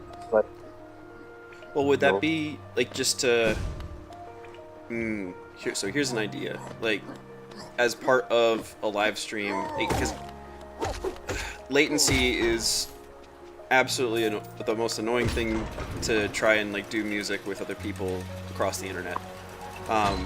But to like say, hey guys, I'm gonna sing one of the songs that we're planning to sing at Midwestuary, and if y'all want to join in at home, we'll do a little practice session right now, and then once we all come together, then we can sing it together. Yeah. Well, I did find that the StreamYard, I was jamming out with Mark S. Live on StreamYard. I heard you mention that before, which I was like, because where's Mark S live? In with like 20 minutes for me. Okay, that might be why. Because if you're geographically co-located, then it's not going to be as bad. Ranjo Stenja. Possibly, yeah. Nope, I wanted you to... No. Give me a stronger nail. I pressed the wrong button. Yes, please. I can't wait till you guys get to meet this little girl. I'm looking forward to that. Hilarious. Garadel Akari. Like, you didn't meet your wife through TLC space, did you? It was through either AA or some other like real life connections? Yeah, some other real life connections. It started out as at the restaurant she worked at. And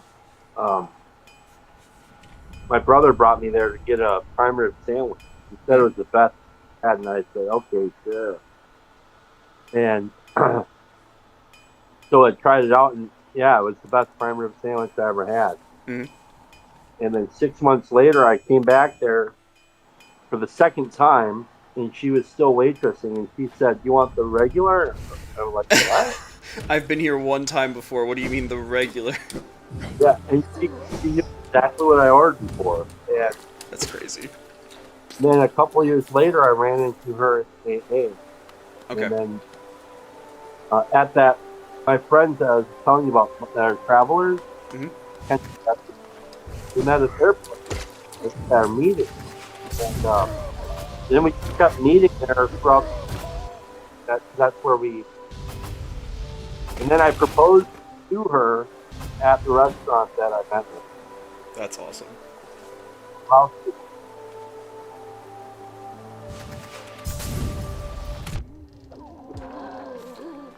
Dark, the little heroine, Joy. Dude, Hmm. that's a cool story.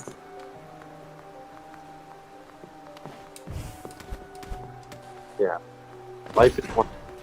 It is. That's why I don't want to give the impression that the things that I go through that I'm sharing, like I take them seriously, but I don't. I'm not being crushed by them. I'm trying to share my experience with the hardships and things that go on in my head because I think that other people probably are going through. Yep. I'm trying to give it a genuine account as soon as I can without being having spoken with the driver of it.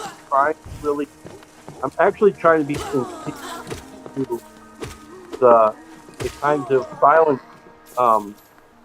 grief that we go through. Yep. And I want that know that they aren't alone in the crazy things that go on in their head. Well, and to try and help give some ideas to people that, like, if they're struggling with the same stuff too, it's like, well, this worked for me, maybe you can give it a shot. Yeah. And giving a place for people to be able to come on and talk about whatever the issues are that they are going through, so that way the people who have gone through those things can be like, oh yeah, no, I got you, man. Well, that's what I try to do in offering, like, people, if they are interested in trying out the steps as a way of working through stuff, that it would be helpful. Mhm. But, like, I also want to try and let people know, like, there is no 100% fix-all, cure-all to this stuff. Like, I would say, honestly, that I'm really engaged in a spiritual way of life that has me, committed to trying to serve others, and God, trying to be accountable and all that stuff. Still, I have anger. So, I don't want to get the watered down answer like, you can sit. Oh, it's great all the time. So, like, that's the thing.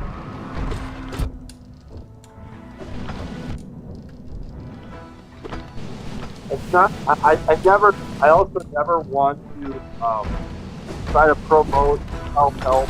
I actually don't believe in self-help. I think self-help is actually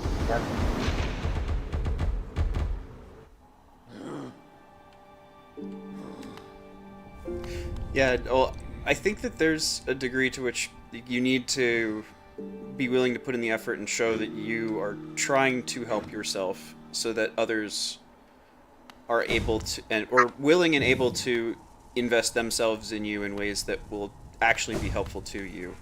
But the only thing that makes the emptiness bearable is each other. Like, it's not something that you can actually do on your own, I don't think. no. No. And I think the self-help is just another self-help in and of itself is just another approach to the world, and I think it's actually service to others, seeking God, rooted in God and serving others is the answer that I've been able to come by. That, yeah, that's the answer, right? It's the thing that makes us bearable. Mm-hmm. Other and like, so there's I don't know who said it originally, but in AA they stole it a little bit. It's I sought myself, I could not see. I sought my my God, he eluded me. I sought my brother, and I found all three. Yep. You know, like that idea is the highest principle, I think.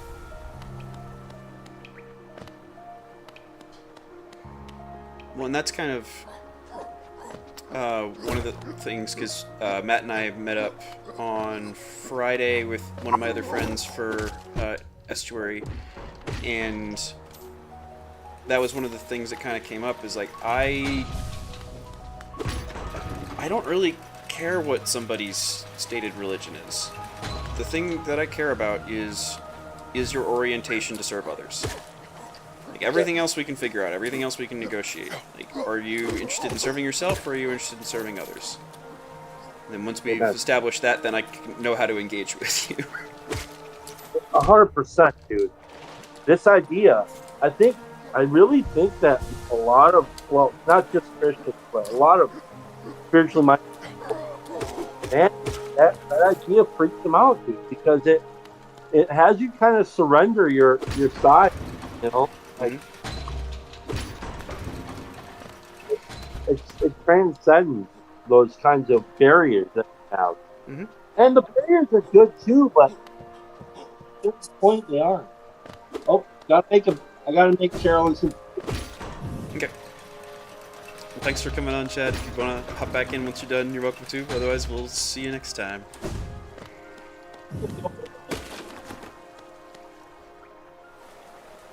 Oh, and we have a Neil here. Yo, Av. How you doing? I'm doing okay. I just finished something I'm working on, and it was a good point to break, and figured I'd check in. I've been lurking on and off for the last hour or so. Okay.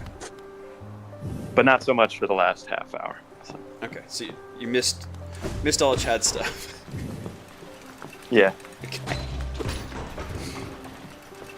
Well, do you have any thoughts? Any branches that you want to follow down? I thought it was an interesting conversation. Noah brought up about the game loop. Is there advantage to still gaining experience, even despite losing the battle, versus just having to go about it over and over and over? That was interesting. I think I'm in favor of not gaining experience for losing, because I think it was Dashing who said it, that you get to think over what you did wrong on the walk back despite hating it. Yep. Yeah. It's hard though, because you get to kind of the lowest common denominator fun game loop, and then any game or experience has any sort of difficulty to it loses its allure. Yep. So it's that fine, very fine balance, very fine. Yeah. Do you feel like? I think it's kind of an excuse more than a reality. Do you feel like the typical gamer is less tolerant of difficulty now than they were even like 5 or 10 years ago? I don't honestly know. I think that it's a perennial thing, and like I don't know, like typical gamer has like I think that is too constraining of a concept. I think that there's too much variety in the different people who game and the ways that they play games to be able to say that there's like a typical example of that. And like ideally the experiences that you're having when you're playing games are helping you to grow, and so it's not a static, like from the outside looking in it looks static, but like I gained a lot the first time I played through Hollow Knight, and like I'm gaining a lot less the second time through, but it's still fun to just like practice the movements and have a demonstration of the competency, relative demonstration of competency as I try this boss for like the 5th time this stream. But yeah, it's I don't know. I think that there are a lot of people who are tolerant of difficulty and a lot of people who aren't, and I have no idea how to measure whether those are increasing or decreasing. Also, hello. Yo, Chadrick.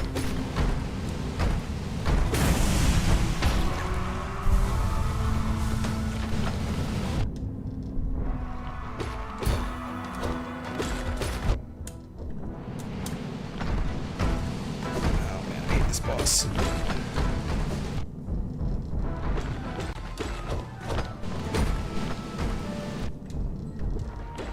Any other interesting topics come up? talking about my pipe dreams of things that I would like to see and do in the world. Specifically, creating green zones around rivers in deserts, so that way you're using the water to improve the ecosystem rather than just using it for farming purposes. And then also like trying to create kite power, because I think that would be a really valuable thing to do, but kind of lamenting the fact that I don't know how feasible it is to do in the current business ecosystem, and then also lamenting the fact that I don't know that even if it was, if I would be able to be somebody who could execute on it. And like, I probably could execute on it even in the current ecosystem if I had the resources and the discipline, but I need to acquire those first before even thinking about trying to like do the invention stuff that I am thinking of. So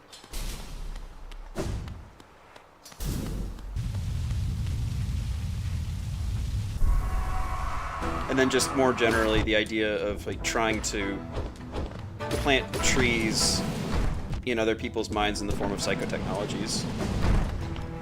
Like how there's this concept of ornithoptery where you have birds planting seeds either by eating fruits and pooping them out, or by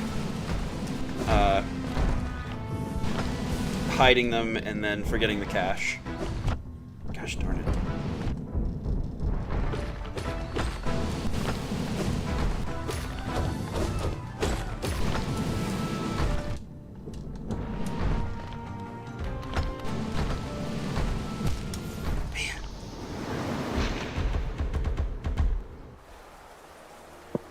Well, that idea there.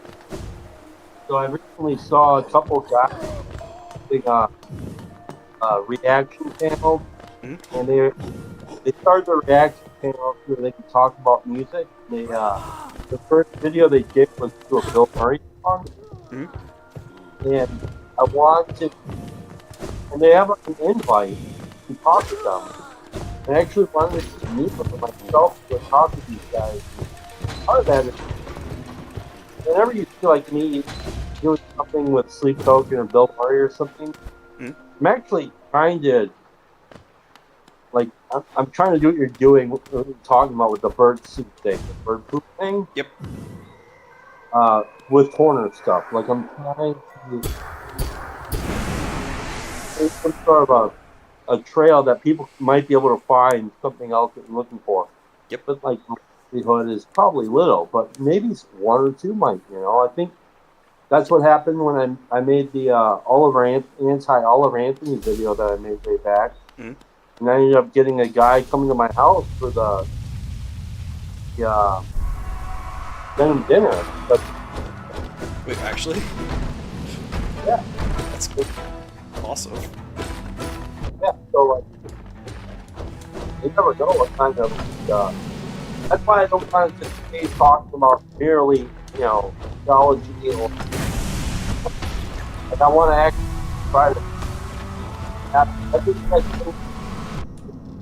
kind of what you're doing. You're breaking up a lot, Dad. At least I can, dude. Oh.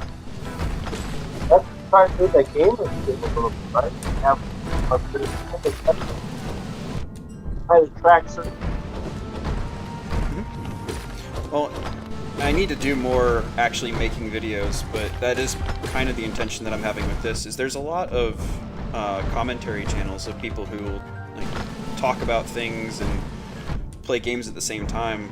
I don't know if Leafy was the original pioneer, but that was kind of a thing in early YouTube. And so it's like, okay, well, can I do that in a way that, like, if I'm interested in talking about this stuff, then maybe there are other people who are also interested in talking about it. Right. Exactly.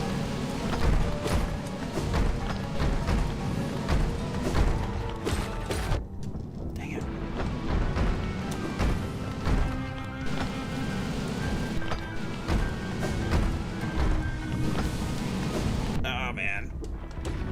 such a hard boss. And I should not have tried to heal there. At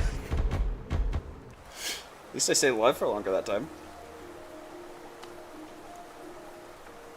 Speaking of Bill Murray, did you get to check out that new song at all, anybody? Probably not. It's new on myself. I haven't listened much to Bill Murray. How about you, Neil? Yeah, it's like I'm mildly obsessed, but I don't know. This is where I'm different than Chad because, you know, Chad wants to go out and proclaim the gospel to all the world, and I love it. Like anything that lives in Chad's heart, it's like let's go, and the ultimate evangelist. And I've learned a lot from Chad. But I don't know. I'm in kind of a I'm in kind of a mode of like quiet. And I don't know. Maybe more broadly speaking. But I feel like, yeah, I said this to Chad a few months ago, but it does feel like we're entering, and again, it could be just myself. We're kind of entering a time when the conversation has somewhat run its course. Okay. And in the meantime, there have to be other focuses, goals, intentions. And I've never been. This was the case for me in college, that I've never been the kind of person who can study with others, who can like concentrate on something with other people. It's for me, it's always like I do my best work alone, and then I can bring that best work to the collective after the fact. But I don't really work well at the same, in tandem with others. And so it's kind of like I don't know. I think it takes a few years for most people in the corner to get that. I'm not disappearing, by the way. Like I'm not disappearing out of the corner, because this community and all of you are still my friends. But I don't feel a need. I don't feel a need to really like explore ideas the way I used to. That's probably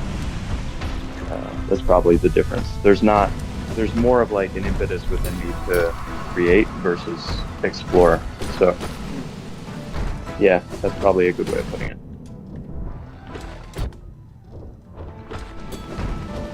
A time for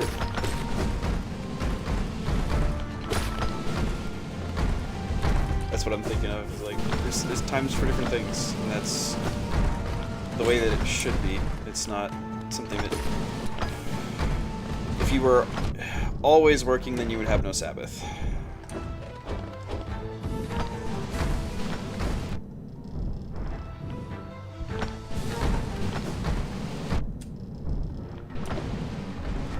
I mean, even kind of like what Neil said, where he thinks I want to evangelize the world. Like, well, not really, but in a way, yes, but more so. Because I'm not really interested exactly in talking about the scripture or the gospels. I mean, I'm not opposed to it, but I think there are other ways of doing that through like the theology of your everyday experience. Yeah.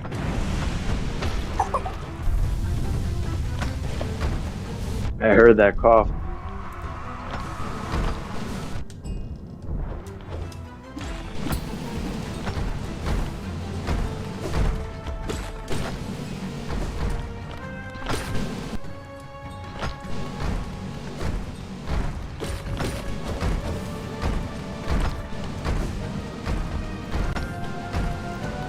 Sorry, I'm focusing up for a minute.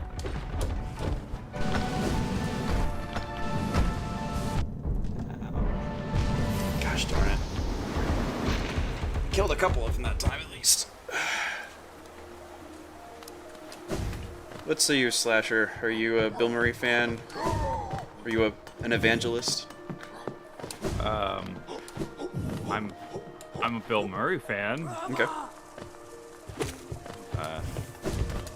Yeah. This is so I funny. mean, No. It just occurred to me, like, it's the anti-profilicity, because you say I'm a Bill Murray fan and everybody thinks Caddyshack and Ghostbusters and Groundhog Day. So it's the anti-profilicity for a band to name itself. Anyway. I don't know, man. I just like Bill Murray. He's like a good dude.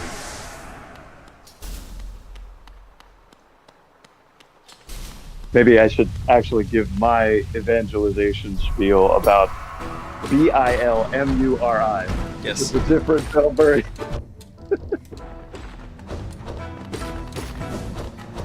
All right. So I'll tell the story.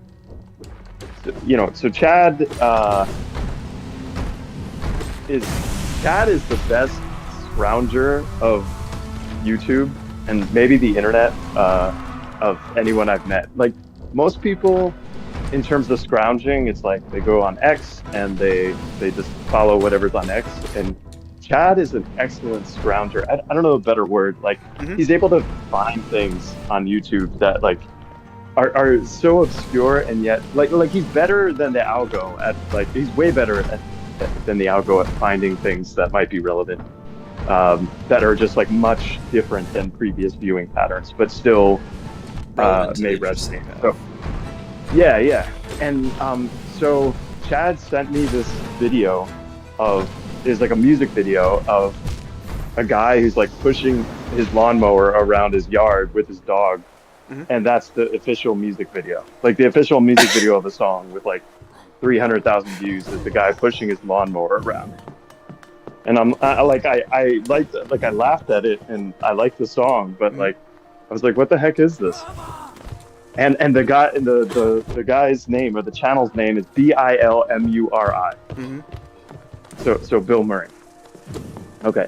So, like, so you think, okay, it's a comedy or a parody band, or so that's the initial reaction, as a comedy or parody band. But then Chad sent me, and so like I didn't really give it much consideration. And then Chad sent me a live show. He's like, "Oh, you got to check out the Bill Murray live show." And so I'm watching the live show, and it's a lot of talk about not wiping and letting it crust and cranking your MFing hog. And what? And yeah. So, and then Chad sends me another live show. It's like, oh, this one's way better. You gotta watch this. Chad, what are you watching? And I can say I have not seen that. Yeah, exactly. Yeah.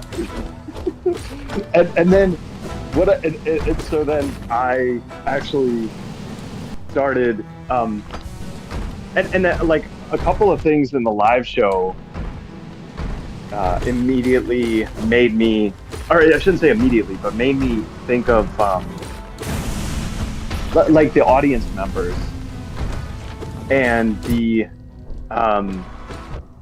audience member, the people in the audience genuinely enjoying the show.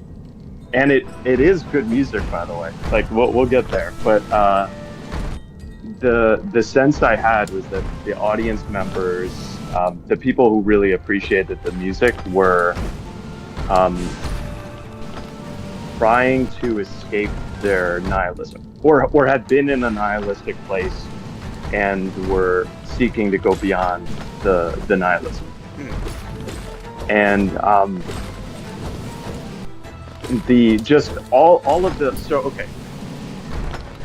so imagine that we live in a world where, I'm gonna go on, hopefully you'll be able to hear me better if I switch. Okay, imagine, can you hear me better now? Yep, you're good. Yeah, cool. So imagine we live in a world in which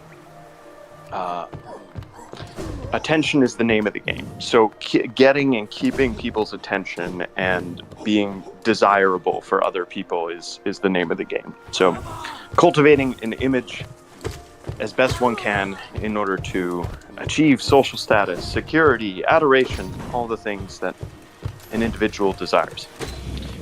And then imagine the opposite of that. And it's something like Aragorn in Lord of the Rings when they said, I think someone evil would look fairer or smell fairer and feel fouler. And that was my immediate reaction or I shouldn't say immediate. It was my reaction in getting to know Chad. Like getting to know Chad is like he puts on every initial gut instinct of Chad is like, who the heck is this guy? Like, you know, the wrestler mask, various other things he does, like goes live without a title in the live stream. You know, but those are just two. But there's like probably half a dozen or a dozen things that Chad does that are just like immediately like things that would push people away. Yep. And the more I got to know Chad, the more I'm like, I really like this guy. I could be really good friends with this guy. And so it was kind of the anti-prolificity. And the more I watched Bill Murray, I got the sense that he was doing the exact same thing. In that anyone who's looking for the happy lollipop, you know, I just want something casual to like get me through the day. I want Magic Magic FM or whatever. They're going to take. Someone will send that person a 10-second clip of Bill Murray, you know, or a song, and then within a few seconds, the person will say like, "What the heck is this? Like, what are you sending me this garbage?" And they will tune out. Yep.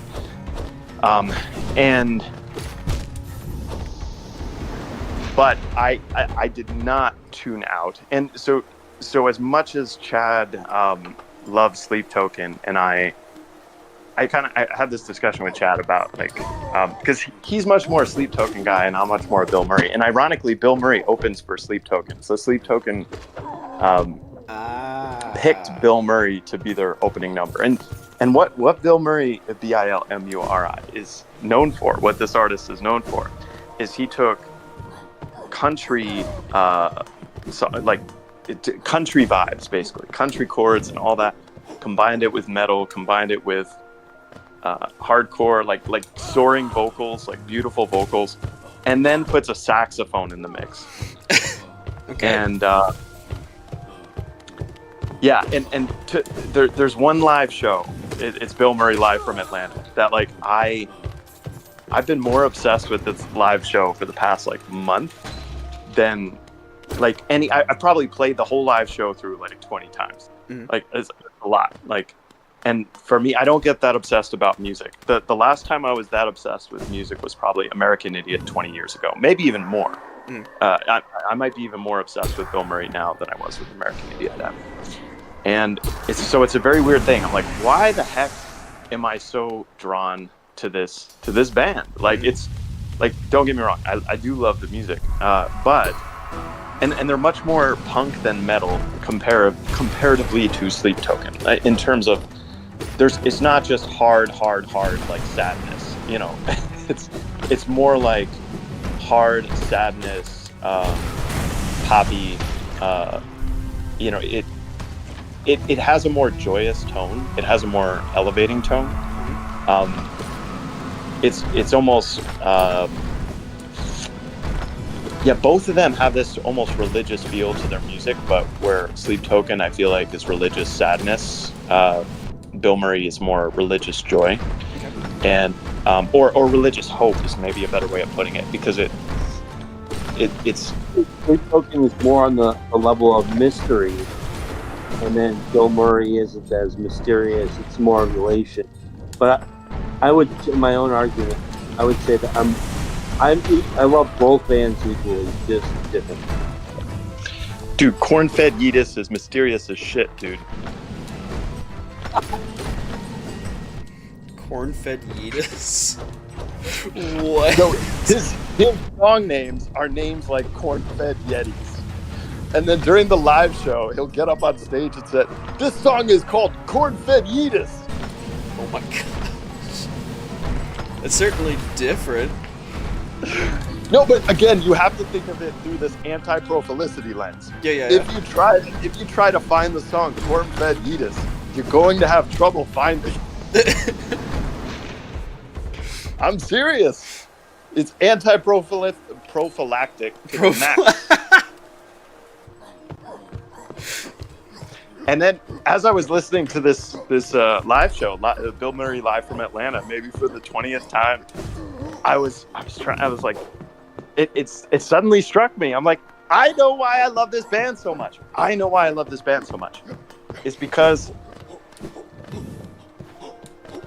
he's embodying the spirit of America, or like he's trying to redeem America. Okay. I know this is weird. It's hard to say that. But that's like Sleep Token is a British band, and I don't get that sense of like aiming for redemption the same way Bill Murray is aiming to redeem. Like his last album was called American Motorsports, and that's where he's driving like lawnmowers around during the song. But it's more than that. So I think of the two American art forms as jazz and blues or country, and those are the two are music forms, I would say. And he has taken both of those. Like he has a saxophone in these country metal breakdowns. That's why I love the live show so much, the Live from Atlanta live show, because their saxophone player, Gabby, I forget Gabby's last name, but Gabby Rhodes, I think. But she's an incredible saxophonist, and you wouldn't think like how could saxophone and metal work, or like especially in country, and so their drummer is I think he's like a gospel jazz drummer. Like their drummer is insane, and then they have these country chords, and it's basically like everything America, like it's every cliche, every innuendo about America, and he just wears it like wearing an American flag. He just wears all of it, embracing rather than trying like to... like over the top embracing it, you know. And it's brilliant, and it's inspiring, and saying like, yeah. So I think that's why I love it so much. It's this redemptive spirit aiming at redeeming the ridiculous awesomeness of all things American. I like that. I haven't listened to them really much before. I'll have to give them a shot, because that actually sounds kind of up my alley. Especially I love brass. I'm gonna post. Yeah, I'll post a link to the live show that I'm addicted to in the chat here. Okay. Like it's just this live show. It's so good. Like and the recording quality of the live show is extraordinary. And they actually have some recordings in the live show where they I just posted. Okay. They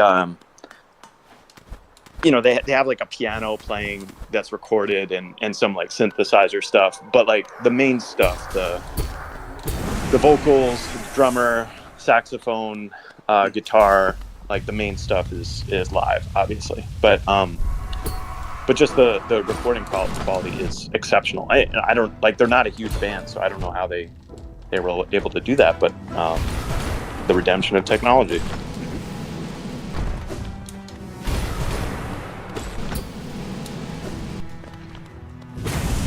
And so the latest album, so what Chad and I are excited about, is they just dropped a single on Friday. What is the album called?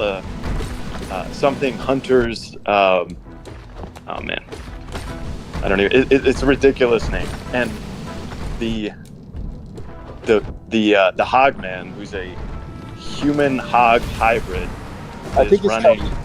What? I think it's called Cryptid Hunters or something like that. It's like, you know, it's the other Americana thing of like conspiracy zoo, you know, cryptozoology. Yep. That being said, I'm going to have to go join my my Yiddish family and listen the rest of the way. But you're doing a great job on that evangelist, bro. Thank you. Just remember the 2016 Cleveland Cavaliers. Oh, dude, that might be the best song on that whole record. I gotta go. All right, 10 Doodles Shed. One album is called 400-Pound Back Squat. One song on that album is called A Cowboy's Heavy Load. Oh no. Like I said, he does his darndest to push people away. And the ones who stay are the ones who actually want to stay.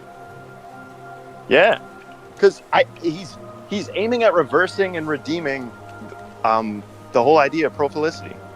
It's like, how do we reverse the prophilicity trend? Oh, we make the best stuff clothed in bullshit.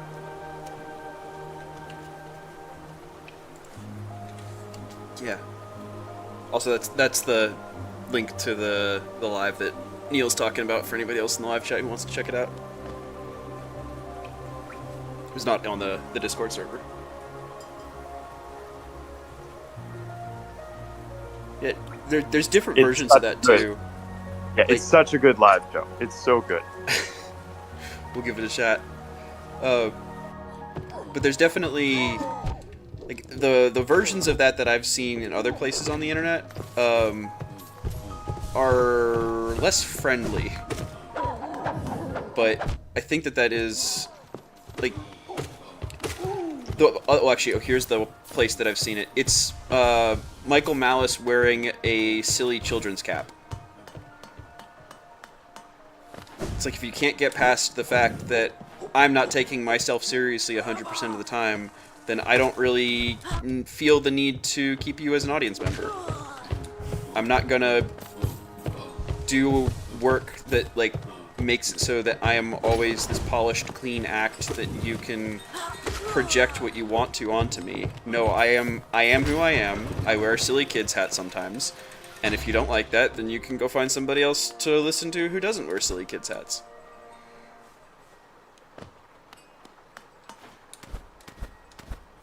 Yeah, I could see that. Yeah. And then you have you come across Gerbert Johnson? No, I don't know who that is. Okay.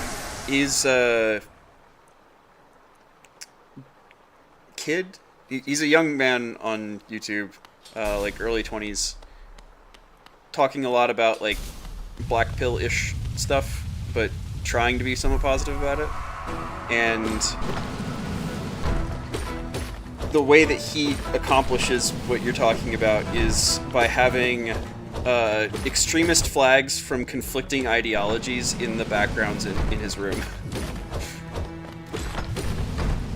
So it's like, if you are somebody who can't listen to somebody who has a trans flag in their background, then I don't really care. And if some, like, he's done some really like spicy ones too. So I don't think he's ever done a Nazi flag, but he's definitely gotten spicy with it. Yeah, where I would say with Bill Murray, it's all like it's more innocent than that. Yeah. In that was kind of the vibe I was getting. It's not stuff that's like overtly political. It's mostly stuff that's like let's say human. Yeah. Like the most ridiculous human Crusty insecurities. yeah. No, exactly. Like, he ends one song in the live. I'll give another example. In the live album there, he ends one song and he's like, I've got so much snot in my nose. And then the other guitarist is like, get it out. And then the saxophonist, a woman, by the way, is like, oh, no, wait. Then he replies, he's like,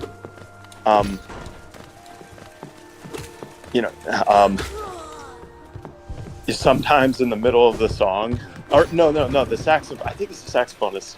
I'm trying to remember exactly how it goes, but she's like, Yeah, sometimes in the middle of the song, like on the break, he'll just shoot it into the middle of the crowd. Oh, that's gross. And then the saxophonist takes it further. She's like, "Who wants Johnny's snot?" Oh my lord! And the other guitarist is like, "Ooh me, and Johnny's like, "Reese, we've already done that, dude." Oh gosh! It's very punk. It's very punk in that, like, if you think of the whole point is like the most, like, you're not trying to offend anyone other than like just grossing them out. You're trying to avert people without offending. Yeah. And that's like a remarkably good talent is like, how do you do the most ridiculous thing that is like makes you go, what the F, you know, but do that in a way that's not offensive. In a way that's unifying versus dividing. Yeah, because that's really the spirit of America. Like that's that's what I mean.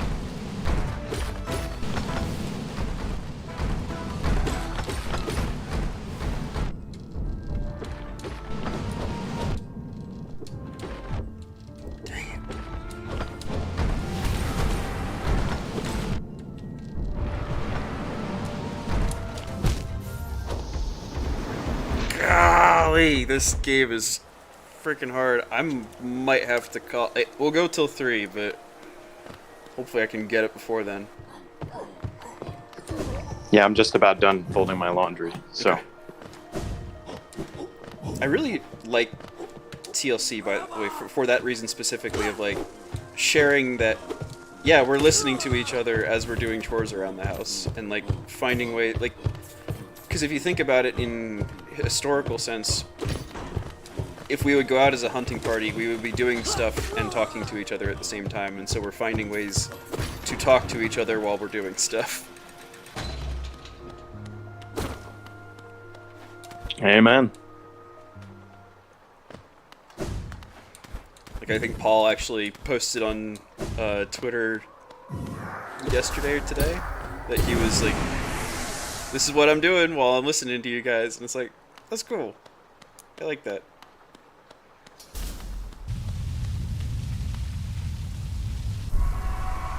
Maybe don't shoot snot rockets into each other's mouths at Midwest Roy, though.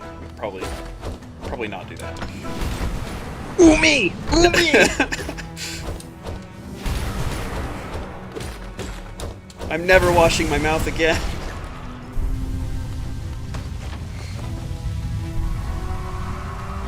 Okay, that was a pretty good start. Let's see if I can actually make something with it.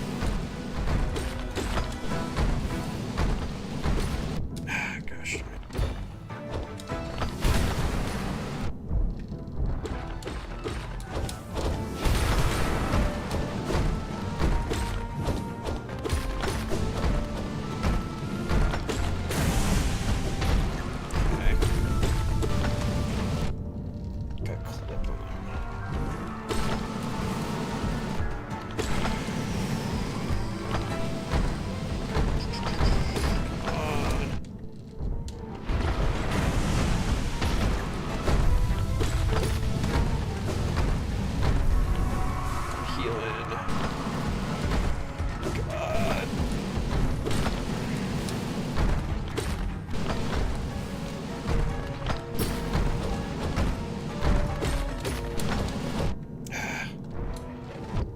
Oh my goodness. That was really bad. Okay, I gotta heal off. Alright, I'm gonna go after. Okay. But thanks for the fellowship. Thank you. Catch you later, Neil. Talk soon. Bye-bye. Bye.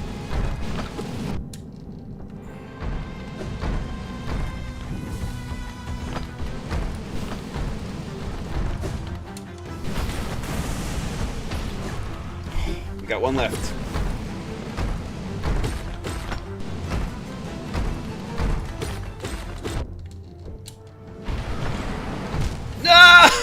Oh! So close.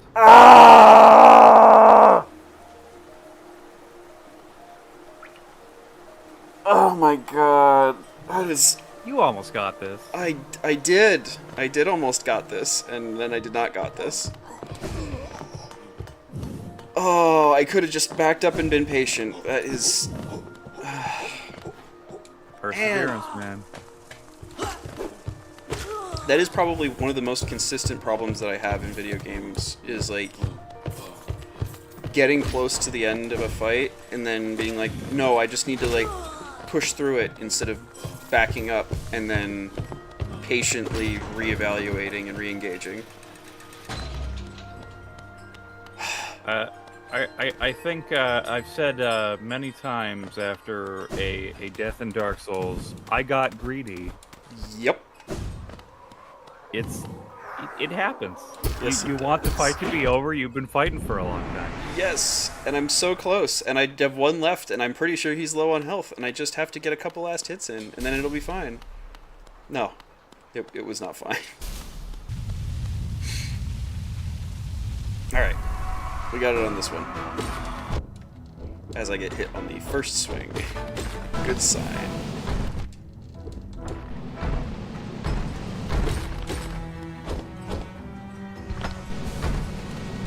Oh, I dash. That's missed input.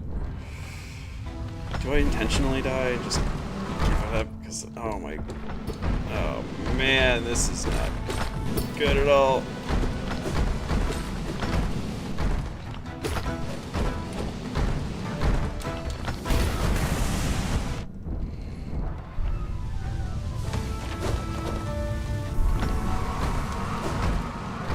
Okay. We have some health to work with. We got this, we got this. Oh, come on.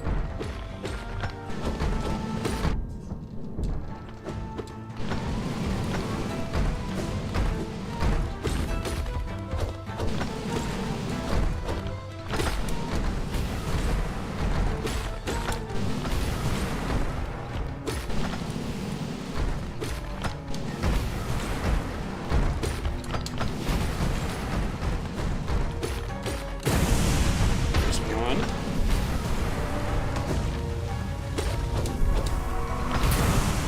There's two.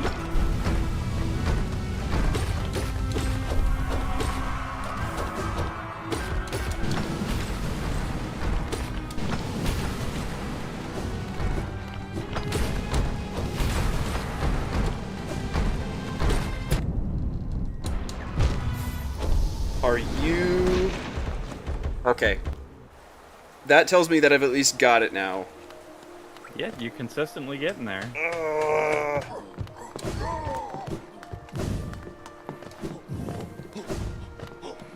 I do wish there was a mode with games, and you can kind of get it with hacks or something, but to be able to continue fighting a boss after you beat it.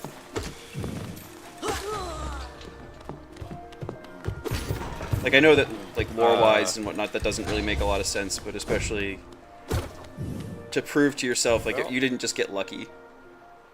There is, in one of my other favorite games, in Sekiro, you can do that.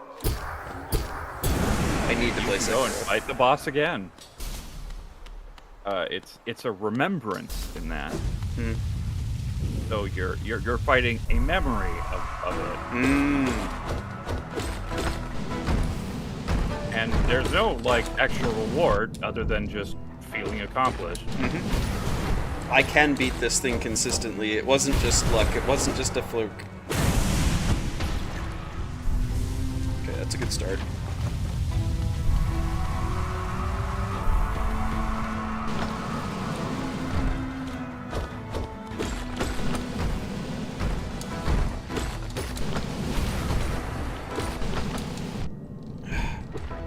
They keep hitting me out of the initial, like the lead animation for the down smash.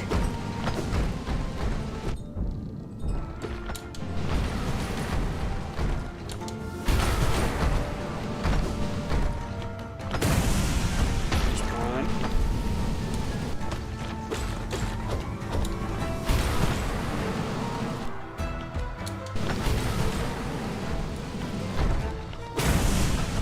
There's another. Yep. No, I should not have healed twice.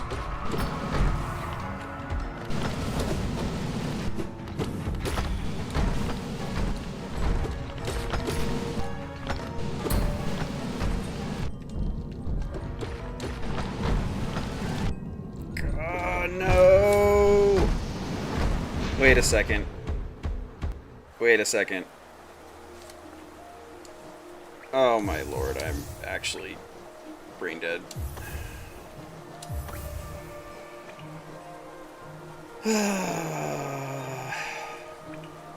Have you been making things harder for yourself? I have been making things way harder for myself. Well, let's try this again without charms that suck for fighting.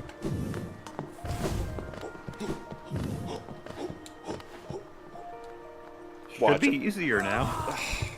If I get this on the first try, I'm gonna be so annoyed.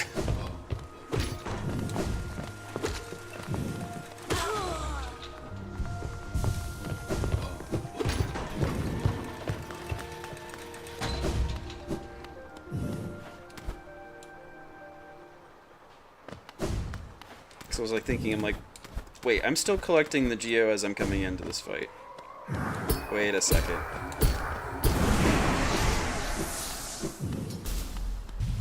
Alright. One more time for the people in the back.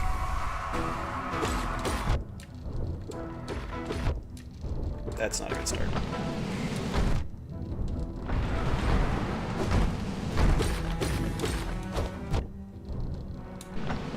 Come on. Okay. Here's one.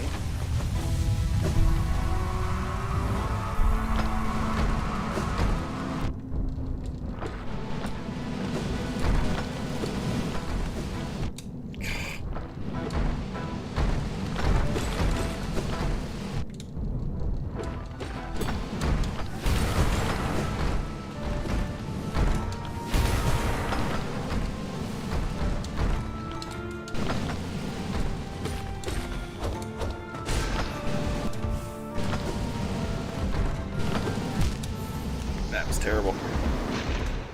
Turns out you needed it to be harder. Apparently.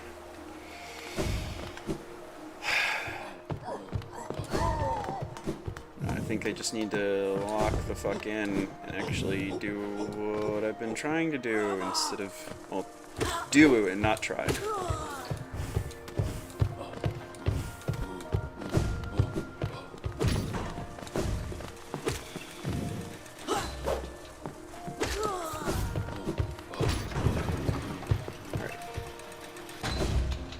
If I don't get it on this one, I might just call it.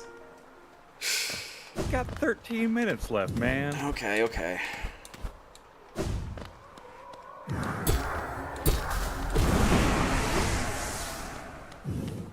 Okay. Good setup.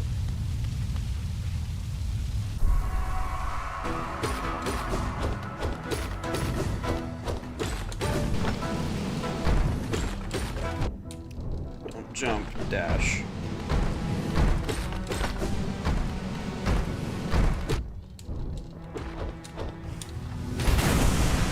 That was good. Okay. Good open.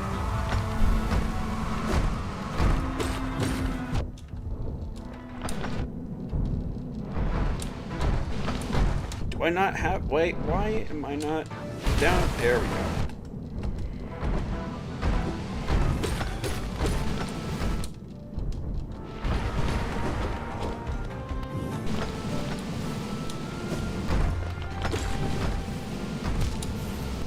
I took too much damage because I was trying to down smash and getting just eaten alive because it wasn't going through for some reason. I don't know if my thumb wasn't pushing the down button or what, but... Alright. We got this, we got this, we got this, we got this. We win these. We win these. Just lock it. I mean, it's inevitable at this point.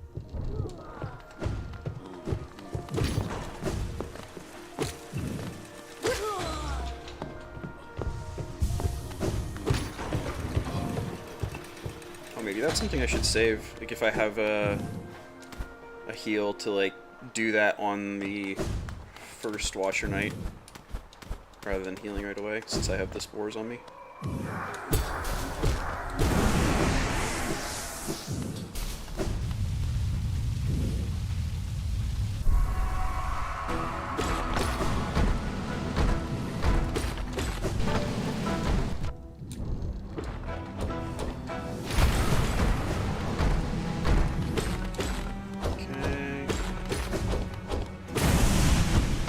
Good. It's very quick.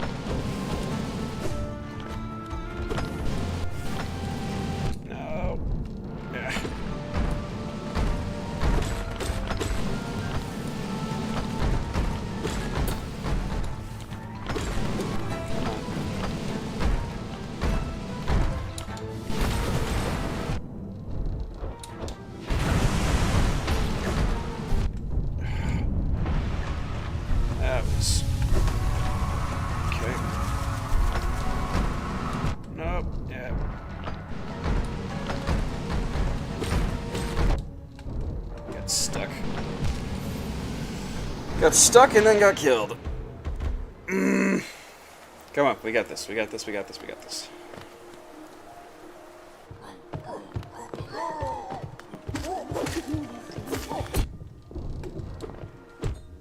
Come on.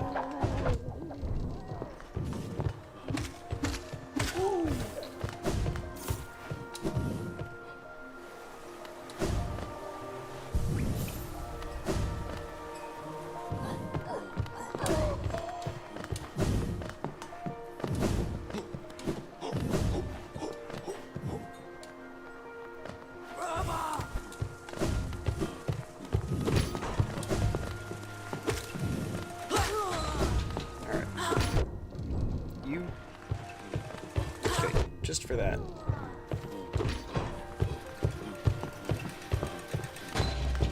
Heal once in the elevator.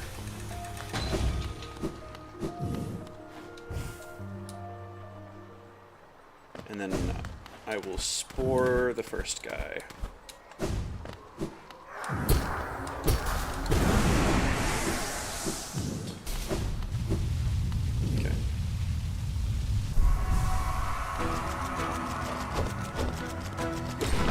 Some good damage.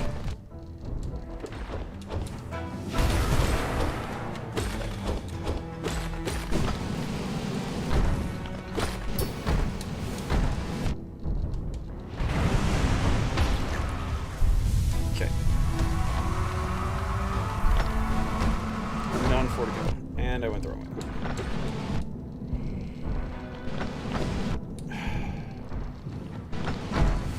Not a good way to start the fight. Right.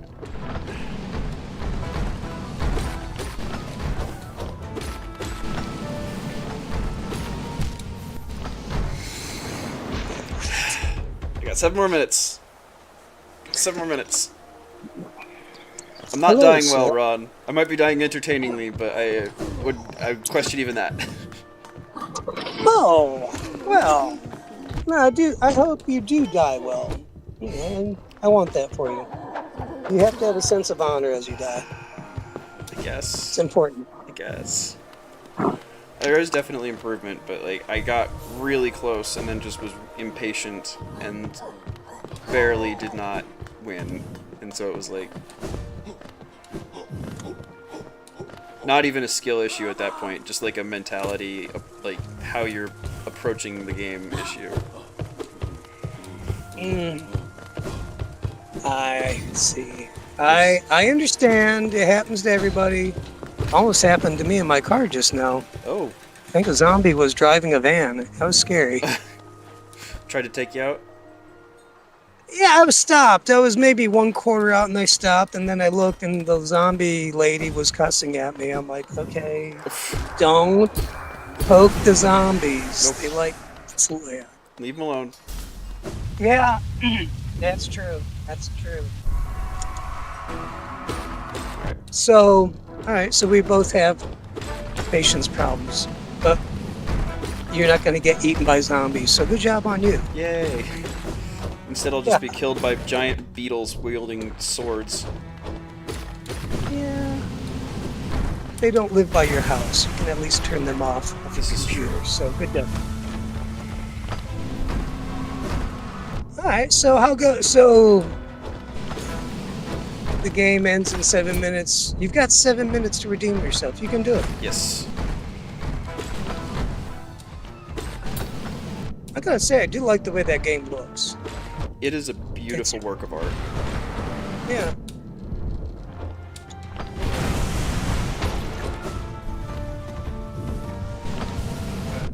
I got a zombie in my brain. I need prayer. She was scared. Like meth head kind of thing, or what's the? Yeah. No. Exactly. Exactly. Angry meth head. Not just a meth head, but an just- angry meth head. Yeah.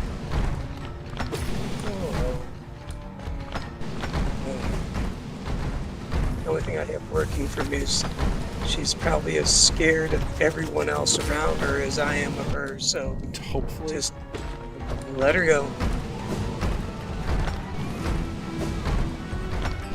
And hopefully short-term memory is on my side as well. Yeah, that she'll just forget that you exist.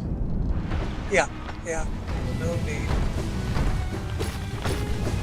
So, it was just funny when you said you died because of impatience. I'm like, and I know better.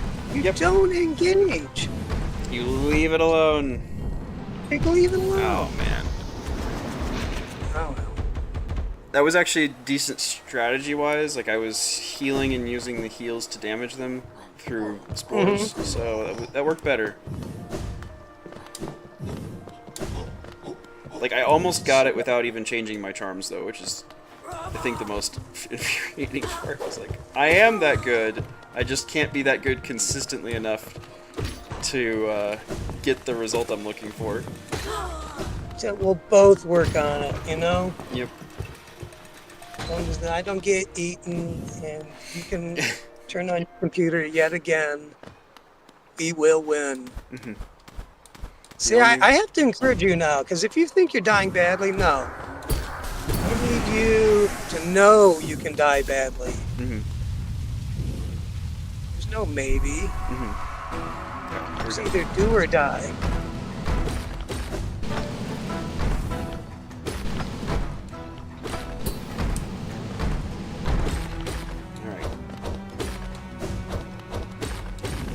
So how are you going to get this blue robe? Who sells the blue robe of wizardry? Or are you going to make it? I couldn't find one on like Etsy or something, so what the plan is to make one myself. Nice. Okay. It would just be the material would be the biggest expense. Well, it would be a lot of time, and I would have to like figure out the pattern for myself because I don't have a pattern that I would already have to work with. Now, if I may boldly suggest, go online and look for wizard patterns, because you could also use Zen monk robe patterns. Okay. Because there are plenty of patterns for that. When you find one, a Zen monk robe, or just a bathrobe, No. and modify. Well, no, I meant the outline. No, well, hear me pattern, out. you mean. I'm just saying, yeah, and then modify. But really, I got a feeling if you put that question out into the world, someone would more than likely help you or have an answer already. Mm-hmm. Ooh, maybe like look up like if somebody's done VV Orniter cosplays. Yeah, no, exactly. Go, there it is. There's your people. Okay. Because Also, even the robe. CC chiming in with an Arnold Palmer quote. It's a funny thing. The more I practice, the luckier I get.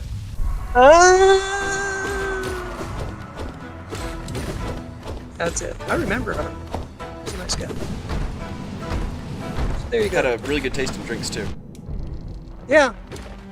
The lemonade iced tea thing. Mm-hmm. That was classic. I actually liked that quite a bit.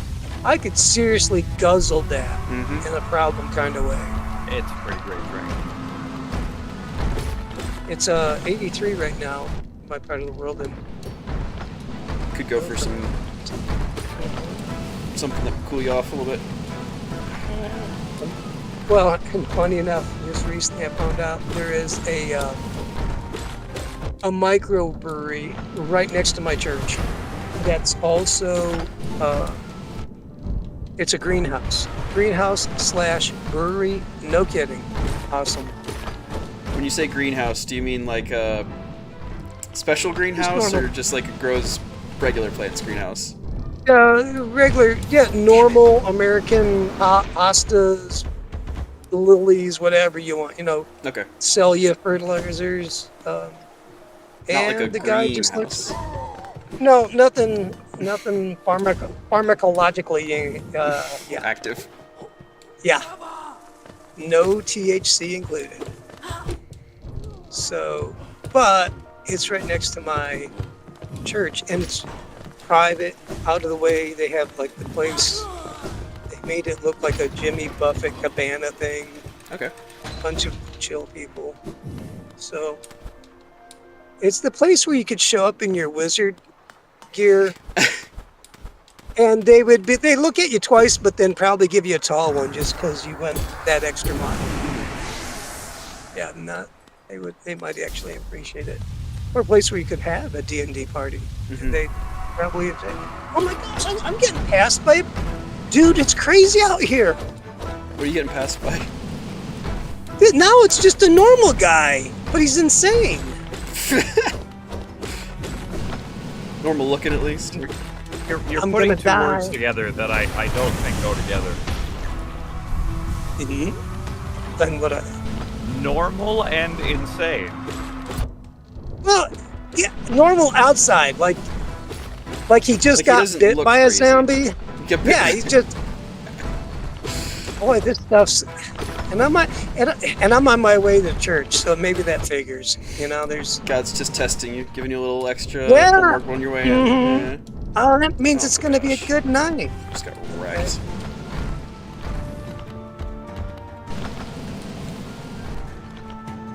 And he's going to Walmart. You're in a rush to go to Walmart? You know it. Maybe it's to buy some Benadryl. Maybe he's dying, and I'm getting in the way of a dying. I should be more compassionate. Just pray for comfortable shoes. Ah, Just pray that they have comfortable shoes, and then you're praying for those who curse you and doing your duty as a Christian. that's it. Lord, help him. And Okay, I'm gonna keep going for a little bit longer, even though we're past the 3 o'clock mark. I really want to beat this and deliver on the thumbnail, and I'm so close, so gosh darn close. what's the thumbnail?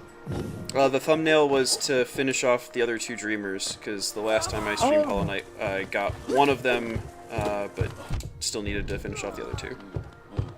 We applaud you. And by the way, I really appreciate having you stream earlier, because that way it's not the middle of the night for me. Yeah, I might change the time that I do it on Saturday just for that. I appreciate it. Because this is nicer, I think, too. Like, once I'm done streaming, I'll have the afternoon and evening rather than, like... Yeah. Yeah. It's just challenging because I do, like, a phone call with Mills and Ups in the morning, and sometimes Grizz joins in, and then, like, I tend not to sleep enough during the week, and so I've been enjoying taking a nap on Saturday afternoons, and so I'll have to, like, turn it into going from that phone call more directly into streaming and I'll take my nap later or just have my earlier sleep time on Saturdays, something like that. Alright. Well, Bodies are high maintenance, man. You don't sleep enough, they get upset at you, and you don't focus at work as the way you're supposed to. oh, she must not. You are going to die. If she will sense that, everyone stretch your hand out toward Afro and pray, Lord, give him comfortable shoes before he dies. Or lest he die. No, everyone dies. It's just a matter of how long. True. Are you the All Usain right, Bolt yeah. of dying, or like what's the deal there? Well, you're right. I stand corrected. Give him comfortable shoes so he can repent. Does that work? I don't know. Oh, I don't. come on. All right, now I got a truck coming up on. I Dude, knew are that we in was a parallel coming. universe? What's that? So weird. All right, I made it to my church and I didn't. There's like a truck behind me now. Okay. What's going on in my universe? And this guy's drifting. What the? Seriously? Oh my gosh. In an 18-wheeler? That's just impressive. No, there was another car coming the other direction in the other lane. Okay. Wow. I'm in a Mad Max movie. Just wanted to go to church. Oh, this guy's coming to church. All right. He's following me. Church. Maybe he's can be healed. It's a healing service tonight. If anyone needs a healing.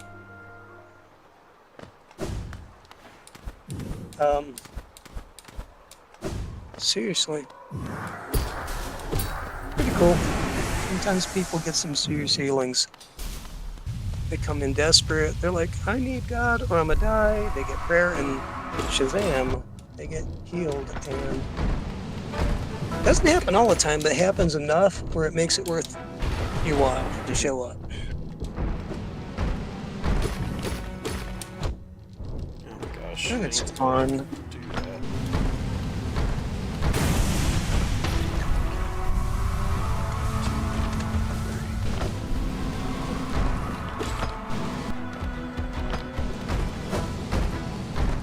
There's a guy wearing a Burger King hat. Coming into church, or what? Yeah, it's a kid. I think. Yeah, he's just a teenager. I'm telling you, when they say it takes all types, They mean it. yeah, that's okay. Here we are.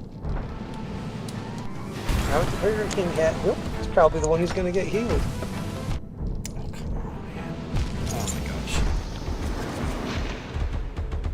All right, don't you dare go hollow. I got to bail. Sounds good. Have a good service, Ron. All right, I'll see you guys. I'm also gonna have to bail here. Okay. Thanks for coming in, Slasher. It's good to see you. Eat.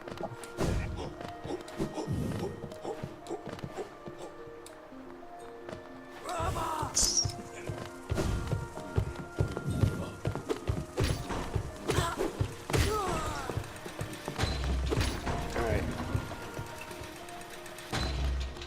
We'll give it one more try. And if we can't get it on that, then we'll call it for today. And I will be a bad YouTuber who does not deliver on the thumbnail. So. Alright. Stretch your hands.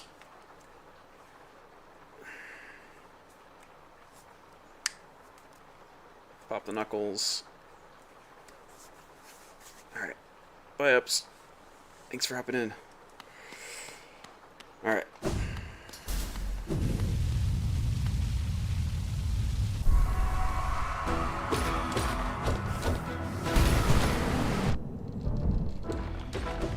Great start. Perfect.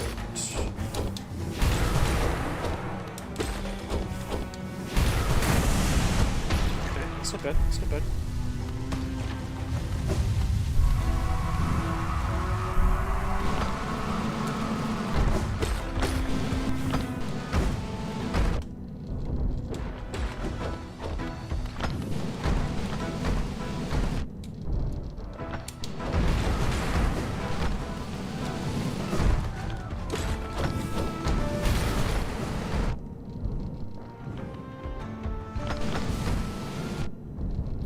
Needed to dash through the roly boy.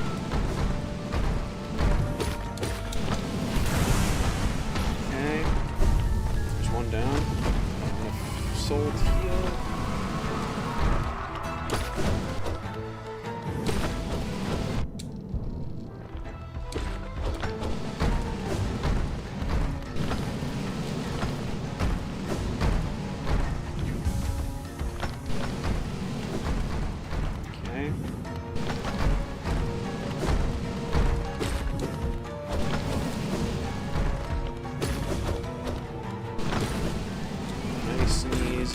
Observation.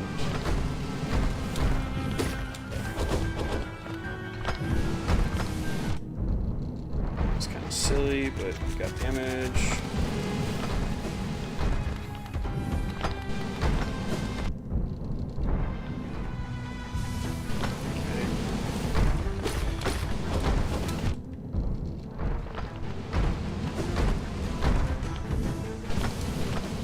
No. Ah, gosh.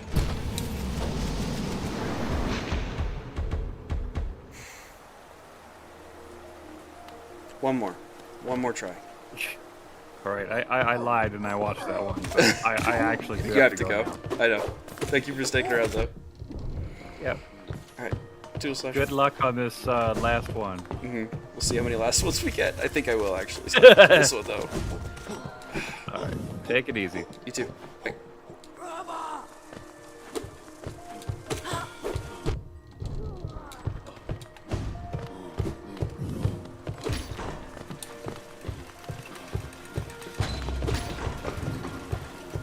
One more time. One more time.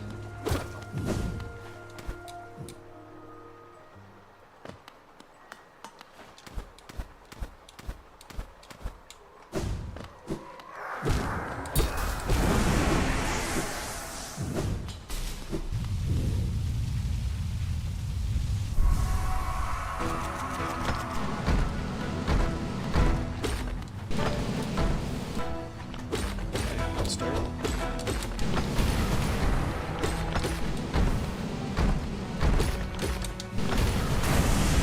Okay. Very good start, actually.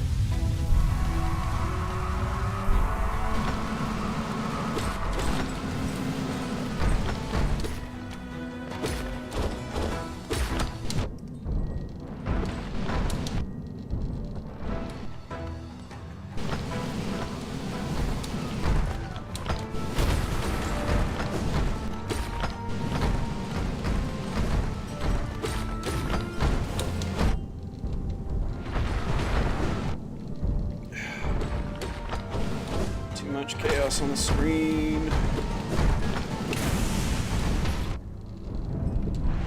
Okay. Go 3.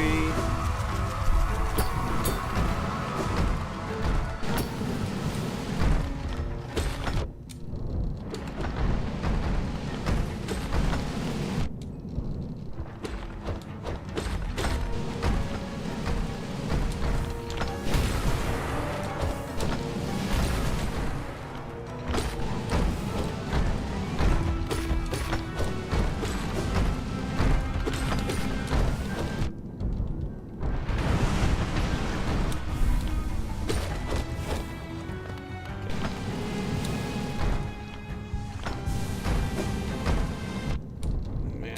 Oh, no, no, no, no, no, no, no. Okay, we're good. We're good.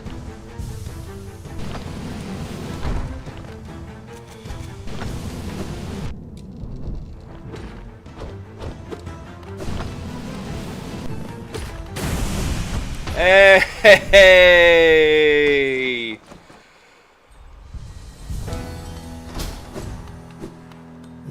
Right after everyone leaves. That's okay. Sometimes that's what it takes. You gotta just keep at it, and I'm not alone. Still got CC and whoever else is watching. Oof. But sometimes you need to just have a more private moment, even if it's not completely private. Just everybody, not give you some space, but just like, yeah, man, you got it.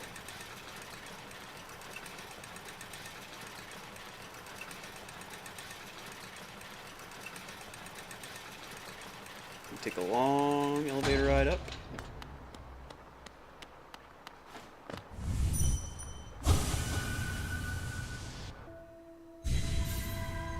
And we'll go and we'll say howdy to this dreamer.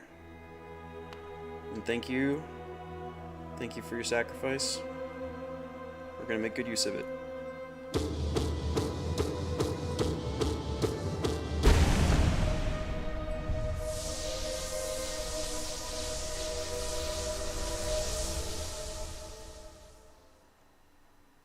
Bada boom.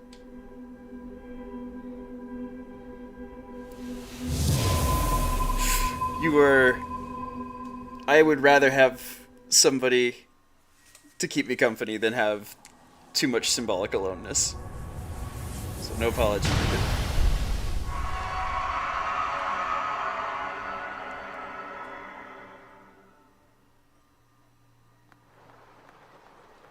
And there we go. Let's get back to a bench. What's the fastest way to get back to a bench? Not even on the map right now. Oh. We do have a nice little view of the city from up above. I love the little Easter eggs this game does.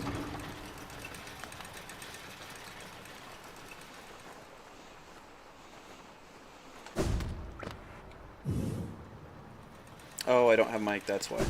I don't have the map charm on.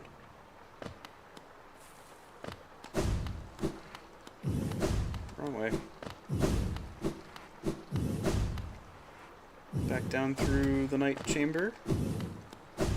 Thank you, gents, for providing such a enjoyable challenge.